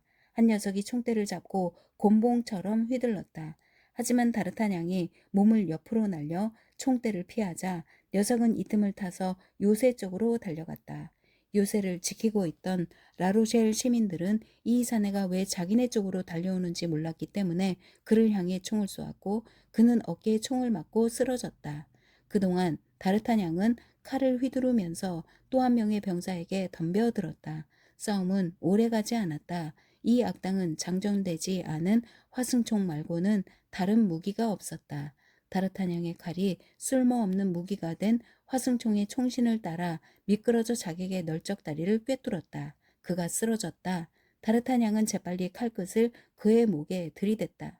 아이고 제발 죽이지 마세요. 악당이 외쳤다. 제발 목숨만 살려주세요. 전부 다 말씀드릴 테니 제발 살려주세요. 목숨을 살려줄 만큼 중요한 비밀이냐? 다르타냥이 칼을 쥔 팔을 당기면서 물었다. 그럼요. 나리처럼 잘생기고 용감해서 원하는 것은 뭐든지 얻을 수 있는 22살의 젊은이에게 삶이 가치 있는 거라고 판단하신다면요. 나쁜 놈. 다르타냥이 말했다. 빨리 말해. 나를 죽이라고 누가 시켰지? 저는 잘 모르지만 밀레디라는 여자입니다. 그 여자를 모른다면서 이름은 어떻게 알고 있나? 제 동료가 그 여자를 알고 있는데 밀레디라고 불렀습니다. 그 여자와 거래한 것도 제가 아니라 동료였습니다. 제 동료는 그 여자한테 받은 편지까지 주머니에 갖고 있었지요. 그의 말을 듣고 판단하건대 나리께 굉장히 중요한 편지인 듯합니다. 그런데 너는 어떻게 이 흉계에 가담하게 됐지? 제 동료가 함께하자고 제안했고 저는 거기에 응했을 뿐입니다. 이 일을 하는 대가로 얼마나 받았나? 100루이입니다. 정말 멋지군. 다르타냥이 껄껄 웃으면서 말했다. 그 여자가 내 가치를 꽤 인정해준 셈이군. 100루이라. 내 놈 같은 악당에게는 큰돈이지. 그러니 응할 만도 하군. 그래서 너를 이해하고 용서해주겠다. 하지만 한 가지 조건이 있어. 무슨 조건입니까? 병사는 아직 이야기가 끝나지 않은 것을 알고 불안한 표정으로 물었다. 내 동료의 주머니에 들어있는 편지를 찾아오는 거야. 하지만 그건 저더러 죽으라는 말씀이나 마찬가지입니다. 요새에서 총알이 빗발치듯 쏟아질 텐데 어떻게 그 속을 뚫고 편지를 찾으러 가란 말입니까? 그래도 단단히 각오하고 찾아와야 할 거야. 안 그러면 내 손에 죽을 테니까. 제발 용서해 주세요, 나리. 나리가 사랑하는 그 젊은 여자를 생각해서라도 저를 가엾게 여겨주십시오. 나리께서는 그 여자가 죽은 줄 알고 계시겠지만 그렇지 않습니다. 병사가 무릎을 꿇고 그의 손에 매달리면서 외쳤다. 피를 많이 흘려서 기운이 빠지기 시작했기 때문이다. 도대체 어떻게 알았지? 내가 사랑하는 여자가 있다는 걸, 그 여자가 죽은 줄 알고 있다는 걸 말이다. 다르타냥이 물었다. 제 동료의 주머니에 들어있는 편지를 보고 알았습니다. 그렇다면 그 편지를 찾아와야 한다는 것도 잘 알겠군. 그러니까 더 이상 꾸물거리지 말고 어서 가. 그렇지 않으면 너 같은 악당의 피로 내 칼을 또다시 더럽히고 싶지는 않다만 내 신앙을 걸고 맹세하건대. 이렇게 말하면서 다르타냥이 죽일 것처럼 위협했기 때문에 다친 남자가 황급히 일어났다. 그만! 그만! 그가 공포에서 용기를 끌어내며 외쳤다. 가겠습니다. 가겠어요. 다르타냥은 그의 화승총을 빼앗고 그를 앞장 세운 다음 칼끝으로 등을 찌르면서 그의 동료 쪽으로 밀어냈다. 불쌍한 병사가 죽음에 직면하여 창백해진 얼굴로 긴 핏자국을 남기며 걸어가는 모습은 보기에도 끔찍했다. 그는 적에게 들키지 않고 20걸음 떨어진 곳에 너부러져 있는 동료에게 다가가려고 애쓰면서 발을 질질 끌고 걸어갔다. 식은땀이 흐르는 그의 얼굴에는 공포의 기색이 역력했다. 다르타냥도 연민을 느끼고 경멸하는 눈으로 그를 바라보면서 말했다. 용감한 사람과 너 같은 겁쟁이의 차이를 내가 보여주마. 여기 있어. 내가 갈 테니까. 다르타냥은 적의 동정을 주의 깊게 살피면서 온갖 지형물을 이용하여 두 번째 병사에게 이르렀다. 목적을 달성하는 데에는 두 가지 방법이 있었다. 하나는 그 자리에서 병사의 주머니를 뒤지는 것이고 다른 하나는 그 병사의 몸뚱이를 방패 삼아 안전한 참호까지 데려와서 뒤지는 것이었다. 다르타냥은 두 번째 방법을 택했다. 그래서 자객을 등에 업는 순간 적군이 총격을 개시했다. 가벼운 충격, 총알 세 발이 살을 꿰뚫는 둔탁한 소리, 마지막 비명, 단말마의 몸부림. 다르타냥은 자신을 죽이려던 자가 방금 자신의 목숨을 구해 주었다는 것을 알았다. 다르타냥은 참호에 도착해서 송장처럼 얼굴이 새파라진 부상자 옆에 시체를 내려놓았다. 그러고는 곧장 사내의 주머니를 뒤지기 시작했다. 가죽자루, 악당의 보수로 받은 돈의 일부가 들어있는 주머니, 주사위와 주사위 통, 이것이 죽은 자의 전 재산이었다. 다르타냥은 주사위 통과 주사위는 떨어진 곳에 그대로 내버려 두고 돈주머니는 부상자에게 던져주었다. 그러고는 서둘러 자루를 열었다. 몇 가지 너절한 서류 사이에 편지가 들어있었다. 그가 목숨을 걸고 찾으러 간 편지였다. 당신은 그 여자를 놓쳐버렸소. 그리고 그 여자는 지금 수녀원에 안전하게 숨어 있어서 절대로 손을 댈 수 없을 것이오. 그러니 적어도 그 남자는 놓치지 않도록 하시오. 내 영향력이 어느 정도인지는 당신도 알고 있을 터. 이번에도 실수하면 나한테 받은 100루이의 대가를 톡톡히 치르게 될 것이오. 서명은 없었지만 밀레디가 쓴 편지인 게 분명했다. 그래서 그는 확실한 증거로 편지를 간직하고 참호 모퉁이 뒤에 안전한 곳에서 부상자를 신문하기 시작했다. 부상자는 방금 죽은 동료와 더불어 라빌레트 성문을 통해 파리를 떠날 예정인 젊은 여자를 납치하라는 지시를 받았는데 술집에 들러 한잔하느라 10분쯤 늦는 바람에 그만 마차를 놓치고 말았다고 자백했다. 그 여자를 납치하면 어떻게 할 작정이었지? 다르타냥이 물었다. 루아얄 광장에 있는 어느 집에 가둘 작정이었습니다. 부상자가 말했다. 그래 맞아. 다르타냥이 속으로 중얼거렸다. 바로 거기가 밀레디의 집이야. 다르타냥은 밀레디가 자신만이 아니라 자기를 사랑하는 사람들까지 파멸시키려 할 정도로 무서운 복수심에 사로잡혀 있다는 것, 그리고 그에 관해 모든 것을 알아낼 정도로 궁정사정에 밝다는 것을 깨닫고 몸서리를 쳤다. 하지만 그 와중에도 그는 보나시웨 부인이 왕비에게 충성한 대가를 치르고 있던 감옥을 왕비가 결국 찾아냈고 그 감옥에서 부인을 꺼내준 것을 깨닫고 진심으로 기뻐했다. 따라서 그가 보나시웨 부인에게 받은 편지와 사유가에서 그녀가 유령처럼 지나간 것도 설명이 되었다. 이렇게 되면 아토스가 예언했듯이 보나시의 부인을 다시 찾을 수도 있었다. 수녀원은 난공불락이 아니었다. 이런 생각이 그의 마음을 다시금 부드럽게 해주었다. 다르타냥은 그의 표정 변화를 불안하게 살피고 있는 부상자 쪽으로 돌아서서 그에게 발을 내밀며 말했다. 너를 이대로 내버려 두고 싶지는 않다. 자, 내게 기대라. 우리 함께 진지로 돌아가자. 예. 부상자는 그런 관대함을 믿을 수 없다는 얼굴로 말했다. 하지만 저를 목매 달아 죽이려는 건 아닙니까? 약속하지. 다시 한번 내 목숨을 살려주겠다. 부상자는 무릎을 꿇고 다시 한번 구원자의 발에 입을 맞추었다. 하지만 다르타냥은 적군 가까이 머물러 있을 이유가 없었기 때문에 부상자의 감사 표시를 중단시켰다. 라로셸 시민의 총격을 받고 진지로 달아난 근위대원은 4명의 동료가 다 죽었다고 보고했다. 그래서 다르타냥이 무사히 돌아오자 모두 놀라며 크게 기뻐했다. 다르타냥은 같이 돌아온 병사의 부상에 대해서는 적의 기습을 받고 다쳤다고 임기응변으로 얼버무렸다. 그리고 다른 병사의 죽음과 그들이 겪은 위험에 대해서도 이야기했다.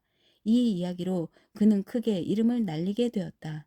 부대 전체가 온종일 그 모험에 대해 이야기했고 오를레안 공도 그에게 치아를 보냈다. 게다가 훌륭한 행위에는 보상이 따르게 마련이어서 다르타냥의 행위도 그에게 마음의 평정을 되찾아 주었다. 사실 다르타냥은 두 명의 적 가운데 하나는 죽었고 또 하나는 그에게 충성을 바치는 신복이 되었기 때문에 마음이 평온할 수밖에 없었다. 이 마음의 평온은 다르타냥이 아직도 밀레디를 잘 알지 못한다는 사실을 증명하는 것이었다. 제42장 앙주 포도주.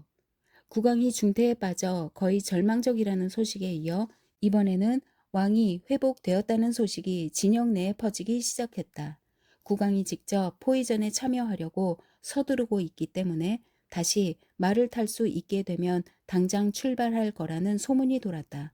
그때까지 왕제인 오를레앙 공은 이렇다 할 활동도 하지 않은 채 세월을 낭비할 뿐 레 섬에서 영국군을 몰아내는 대규모 작전에는 손도 대려고 하지 않았다. 지휘권을 다투고 있는 앙굴렘 공작이나 바송 피에르나 숑베르그가 언젠가는 자기 대신 지휘권을 잡으리라는 것을 알고 있었기 때문이다. 프랑스군이 라로쉐를 포위하고 있는 동안 영국군은 레 섬에서 아직도 생마르탱 요새와 라프레 요새를 포위 공격하고 있었다. 앞에서도 말했듯이 다르타냥은 위험을 겪고 난 뒤에는 의뢰 그렇듯이 위험이 사라진 것처럼 보이기 때문에 마음이 편안해졌다. 이제는 친구들로부터 아무 소식이 없는 것이 유일한 걱정거리였다. 하지만 11월 초의 어느 날 아침 빌루아에서 온 편지가 그에게 모든 것을 설명해 주었다. 다르타냥 귀하, 아토스 포르토스, 아라미스 제시가 저의 여관에서 즐거운 시간을 보내고 흥이 난 뒤 너무 소란을 피웠기 때문에 매우 엄격한 이곳 헌병대장으로부터 며칠 동안 구금당했습니다. 하지만 그분들이 즐겨 마시던 저의 앙주 포도주 12병을 귀하께 보내라고 하셨기 때문에 그 명령을 실행하고자 합니다. 그 술로 그분들의 건승을 축원해 주시기 바랍니다. 총사대 지정 여관 주인 고도 올림. 내가 괴로울 때 그들을 생각하듯 그들은 즐거울 때 나를 생각하는구나. 물론 그들의 건강을 위해 진심으로 건배하겠지만 혼자 마시고 싶지는 않아. 다르타냥이 중얼거렸다. 그래서 다르타냥은 부대에서 가장 친한 두 대원에게 달려가 빌루아에서 보내온 앙주 포도주가 있으니 함께 마시자고 그들을 초대했다. 하지만 두 대원 가운데 한 사람은 그날 저녁에 다른 곳에 초대를 받았고 또 한 사람은 이튿날 약속이 있었다. 그래서 그들은 회식 날짜를 이틀 뒤로 잡았다. 다르타냥은 숙소로 돌아오자마자 포도주 12병을 근위대 식당으로 보내 잘 보관해 달라고 당부했다. 약속한 날 회식 시간은 정오로 정해져 있었기 때문에 다르타냥은 아침 9시에 플랑셰를 식당으로 보내 술잔치를 준비하게 했다.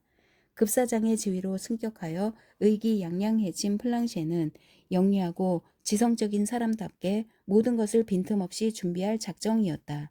그러기 위해 그는 주인의 초대를 받은 근위대원의 하인인 프로와 다르타냥을 죽이려 했던 사내를 조수로 쓰기로 했다. 이 사내는 어떤 부대에도 소속되지 않은 가짜 병사였지만 다르타냥이 목숨을 살려준 뒤로 그를 섬기게 되었다. 아니 그는 다르타냥의 하인이라기보다는 플랑시의 부하로서 온갖 허드렛 일을 하고 있었다. 회식 시간이 되자 두 손님이 도착하여 자리를 잡았고 식탁에 음식이 차려졌다. 플랑셰는 팔에 냅킨을 걸치고 손님들 시중을 들었고 프로는 포도주 병에 마개를 땄으며 브리즈몽, 이것이 회복 중인 부상자의 이름이었다. 은 포도주를 작은 유리병에 따랐다.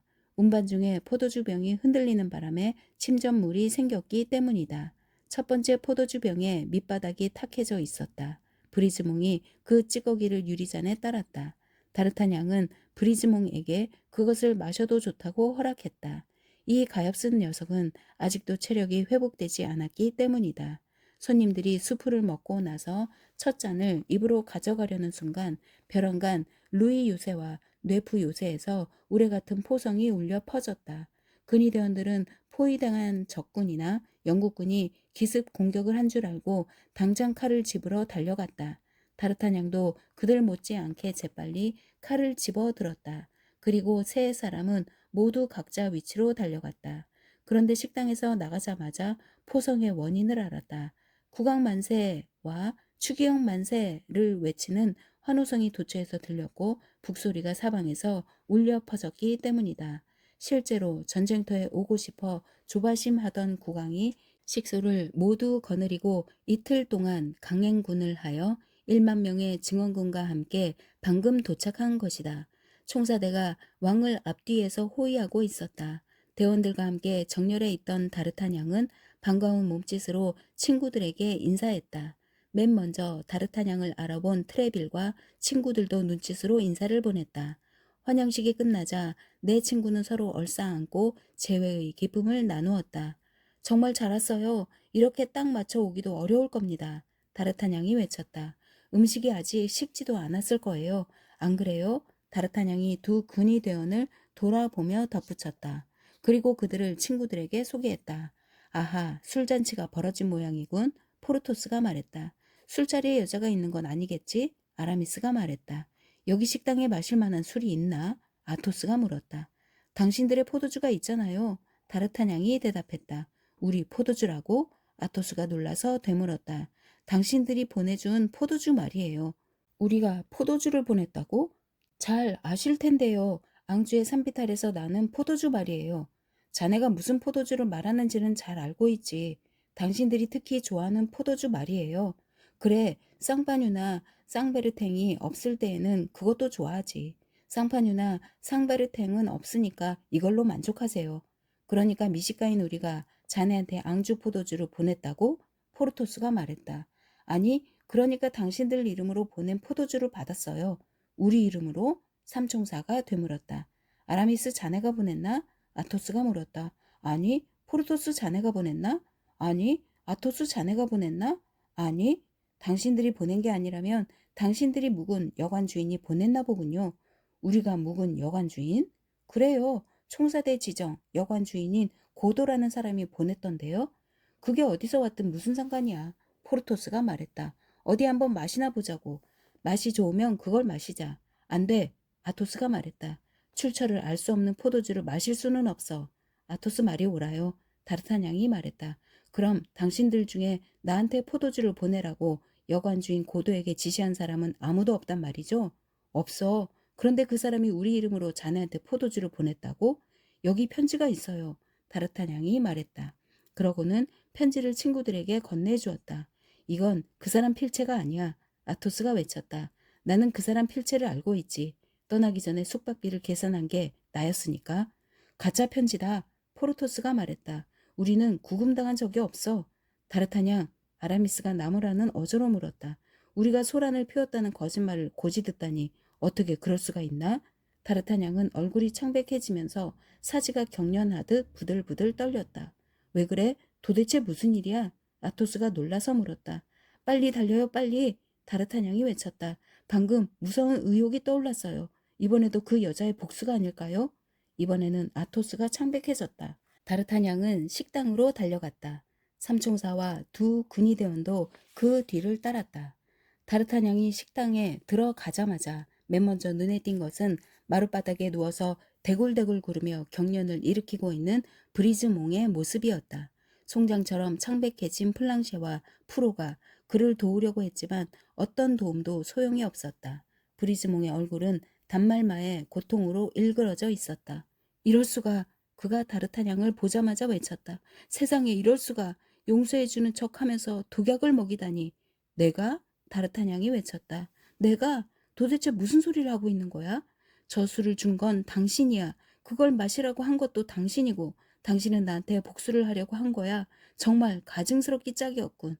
그렇지 않아, 브리즈몽. 다르타냥이 말했다. 절대로 그렇지 않아. 맹세코 그렇지 않. 하지만 하느님이 보고 계셔. 하느님이 당신한테 벌을 내리실 거야. 하느님, 언젠가는 저 사람도 저와 똑같은 고통을 겪게 해주세요. 성서를 걸고 맹세한다. 다르타냥이 외치면서 죽어가는 사람 쪽으로 달려갔다. 맹세코 말하지만 술에 독이 들어있는 줄은 나도 몰랐어. 나도 그걸 마시려고 했단 말이야. 당신 말은 못 믿어. 병사가 말했다. 그러고는 더욱 심해진 고통 속에서 숨을 거두었다. 끔찍한 일이군. 끔찍한 일이야. 아토스가 중얼거렸다. 그 사이에 포르토스는 포도주 병을 깨버렸고 아라미스는 고해 신부를 불러오라고 때늦은 지시를 내렸다. 여러분, 다르타냥이 말했다. 여러분이 또다시 내 목숨을 구해주었어요. 나만이 아니라 여기 있는 두 대원의 목숨까지도 말이에요. 그는 두 대원을 돌아보며 말을 이었다. 이 사건에 관해서는 비밀을 지켜주게. 이번 일에는 고위층이 관련되어 있을지도 모르고 이 일이 알려지면 우리한테 불행이 닥칠 걸세. 아이고 나리. 송장처럼 새파래진 플랑쉐가 더듬거리며 말했다. 저도 하마터면 큰일 날 뻔했습니다. 뭐라고? 이 녀석이. 다르타냥이 외쳤다. 너도 마시려고 했구나. 구강폐하의 건강을 위해 작은 잔으로 딱 한 잔만 마시려고 했지요. 누군가가 저를 부르고 있다고 프로가 말해주지 않았다면 틀림없이 마셨을 겁니다. 맙소사. 프로가 겁에 질려 이를 딱딱 마주치면서 말했다. 실은 저 혼자 마시고 싶어서 이 친구를 쫓아보내려 했던 거예요. 이보게들, 다르타냥이 근위 대원들에게 말했다. 보다시피 이런 일이 일어났는데 술잔치를 열어봤자 흥이 난리도 없으니까 미안하지만 술자리는 훗날로 미루세. 두 대원은 흔쾌히 다르타냥의 사과를 받아들인 뒤 내 친구가 자기네끼리만 있고 싶어 한다는 것을 알아차리고 순순히 물러갔다. 다르타냥과 삼총사만 남게 되자 사태의 심각성을 깨달았다는 태도로 얼굴을 마주보았다. 우선 이 방에서 나가세. 아토스가 말했다. 죽은 사람, 그것도 독약을 먹고 변사한 사람과 같이 있는 건 유쾌한 일이 아니니까. 플랑쉐, 다르타냥이 말했다. 저 가엾은 녀석의 시체를 맡길 테니 묘지에 묻어줘라. 죄를 지은 건 사실이지만 뉘우쳤으니까. 내 친구는 플랑쉐와 프로에게 브리즈몽의 장례를 맡기고 방에서 나갔다. 식당 주인이 다른 방을 내주었기 때문에 그들은 그 방에서 삶은 달걀과 물로 식사를 했다. 물은 아토스가 직접 우물에서 길어왔다. 포르토스와 아라미스에게는 몇 마디 말로 간단히 사정을 설명했다. 아토스, 아시다시피 이건 죽을 때까지 계속될 싸움이에요. 다르타냥이 아토스에게 말했다. 아토스가 고개를 끄덕였다. 그래, 그건 나도 잘 알고 있지만 이번 일도 그 여자 짓이라고 생각하나? 확실해요. 솔직히 말하면 나는 아직도 의심스러워. 하지만 그 여자 어깨에 새겨진 백화꽃 낙인은 어떻게 생각하세요? 프랑스에서 범죄를 저질러 낙인이 찍힌 영국 여자일지도 몰라. 아토스, 당신의 아내가 분명해요. 두 여자의 생김새가 얼마나 비슷한지 기억나지 않으세요? 하지만 내 아내는 죽었어. 내가 분명히 목을 매달았으니까. 이번에는 다르타냥이 고개를 끄덕였다. 하지만 이제 어떻게 하죠? 머리 위에 매달린 칼이 언제 떨어질지 모르는 상태로 지낼 수는 없어. 아토스가 말했다. 어떻게든 벗어나야 돼. 하지만 어떡해요? 그 여자를 찾아내서 결판을 내. 이렇게 말하면 어떨까? 전쟁이냐 평화냐? 어느 쪽이냐? 당신에 대해서는 아무한테도 말하지 않을 것이고 당신을 해치지도 않겠다고 귀족의 명예를 걸고 약속한다. 그 대신 당신은 나에 대해 중립을 지키겠다고 약속해주기 바란다. 그렇지 않으면 나는 추기경을 만나고 국왕을 만나고 형리도 만나겠다. 궁정 전체를 부추겨서라도 당신을 배척하게 하겠다. 당신이 낙인 찍힌 전과자라는 사실을 폭로해서 당신을 재판에 회부하겠다. 당신이 무죄로 풀려나면 귀족으로서 맹세하건대 어느 길 모퉁이에서 미친 개를 죽이듯 당신을 죽이고야 말겠다. 이렇게 말이야. 나도 그러고 싶지만 어떻게 하면 그 여자를 찾을 수 있죠? 시간이 약이야. 시간이 기회를 가져다 줄 거야. 기회란 노름에서 잃은 돈에 갑절을 거는 수법과 마찬가지지. 기다릴 줄만 알면 돈을 더 많이 투자할수록 이익도 더 많아지지. 그래요. 하지만 암살자와 독살자에 둘러싸인 채 기다리고 있기만 하기는 하느님이 지금까지 우리를 지켜주셨으니까 앞으로도 지켜주실 거야. 우리야 지켜주시겠죠. 어쨌든 우리는 남자고 목숨을 거는 게 우리 직업이니까요. 하지만 그 여자는 다르타냥이 낮은 목소리로 덧붙였다. 그 여자라니 누구? 콩스탄스 말입니다. 보나시외 부인? 아 참 그렇지. 아토스가 말했다. 자네가 사랑에 빠졌다는 걸 깜빡 잊고 있었군. 하지만 죽은 악당의 품에서 찾아낸 편지에 보나시외 부인은 수녀원에 있다고 적혀 있었잖아. 아라미스가 말했다. 수녀원에 있으면 괜찮아. 라로셸 포이전이 끝나면 내가 그래 맞아. 아라미스 자네가 성직을 원하고 있다는 건 우리도 알고 있지. 아토스가 말했다. 나는 성직에 들어갈 때까지만 임시로 총사일 뿐이야. 아라미스가 부드럽게 말했다. 아라미스는 애인으로부터 오랫동안 소식을 듣지 못한 모양이야. 아토스가 다르타냥에게 낮은 소리로 속삭였다. 하지만 아무 말도 하지 마. 우리는 그걸 다 알고 있지만 모른 채 해. 아주 간단한 방법이 있는 것 같은데, 포르토스가 말했다. 뭔데요? 다르타냥이 물었다. 그 여자가 수녀원에 있다고 했지? 네. 포위전이 끝나는 대로 그 여자를 수녀원에서 빼내는 거야. 하지만 어느 수녀원에 있는지 그것부터 알아야. 하긴 그렇군. 그 여자가 숨어 있을 수녀원을 골라준 사람이 왕비라고 말하지 않았나? 아토스가 말했다. 네, 그렇게 믿고 있어요. 그렇다면 포르토스가 도와줄 수 있을 거야. 어떻게요? 자네의 후작 부인인지 공작 부인인지 공주님인지를 통해서 알아낼 수 있을 거야. 아토스가 포르토스를 보면서 말했다. 그런 여자라면 그 정도 영향력은 가지고 있을 테니까. 쉿! 포르토스가 손가락을 입술에 대면서 말했다. 아무래도 그 여자는 추기경 편인 것 같아. 그러니까 이번 일에 대해 아무것도 알면 안 돼. 그렇다면 그 여자 소식을 알아내는 일은 내가 맡지. 아라미스가 말했다. 아라미스 자네가? 새 친구가 놀라서 외쳤다. 어떻게? 왕비의 지도 신부를 통해서 나는 그분과 가까운 사이거든. 아라미스가 얼굴을 붉히면서 말했다. 아라미스가 장담했기 때문에 소박한 식사를 마친 내 친구는 그날 저녁에 다시 만나기로 약속하고 헤어졌다. 다르타냥은 미님 수녀원으로 돌아갔고 삼총사는 숙소를 마련하기 위해 왕의 수경지로 돌아갔다.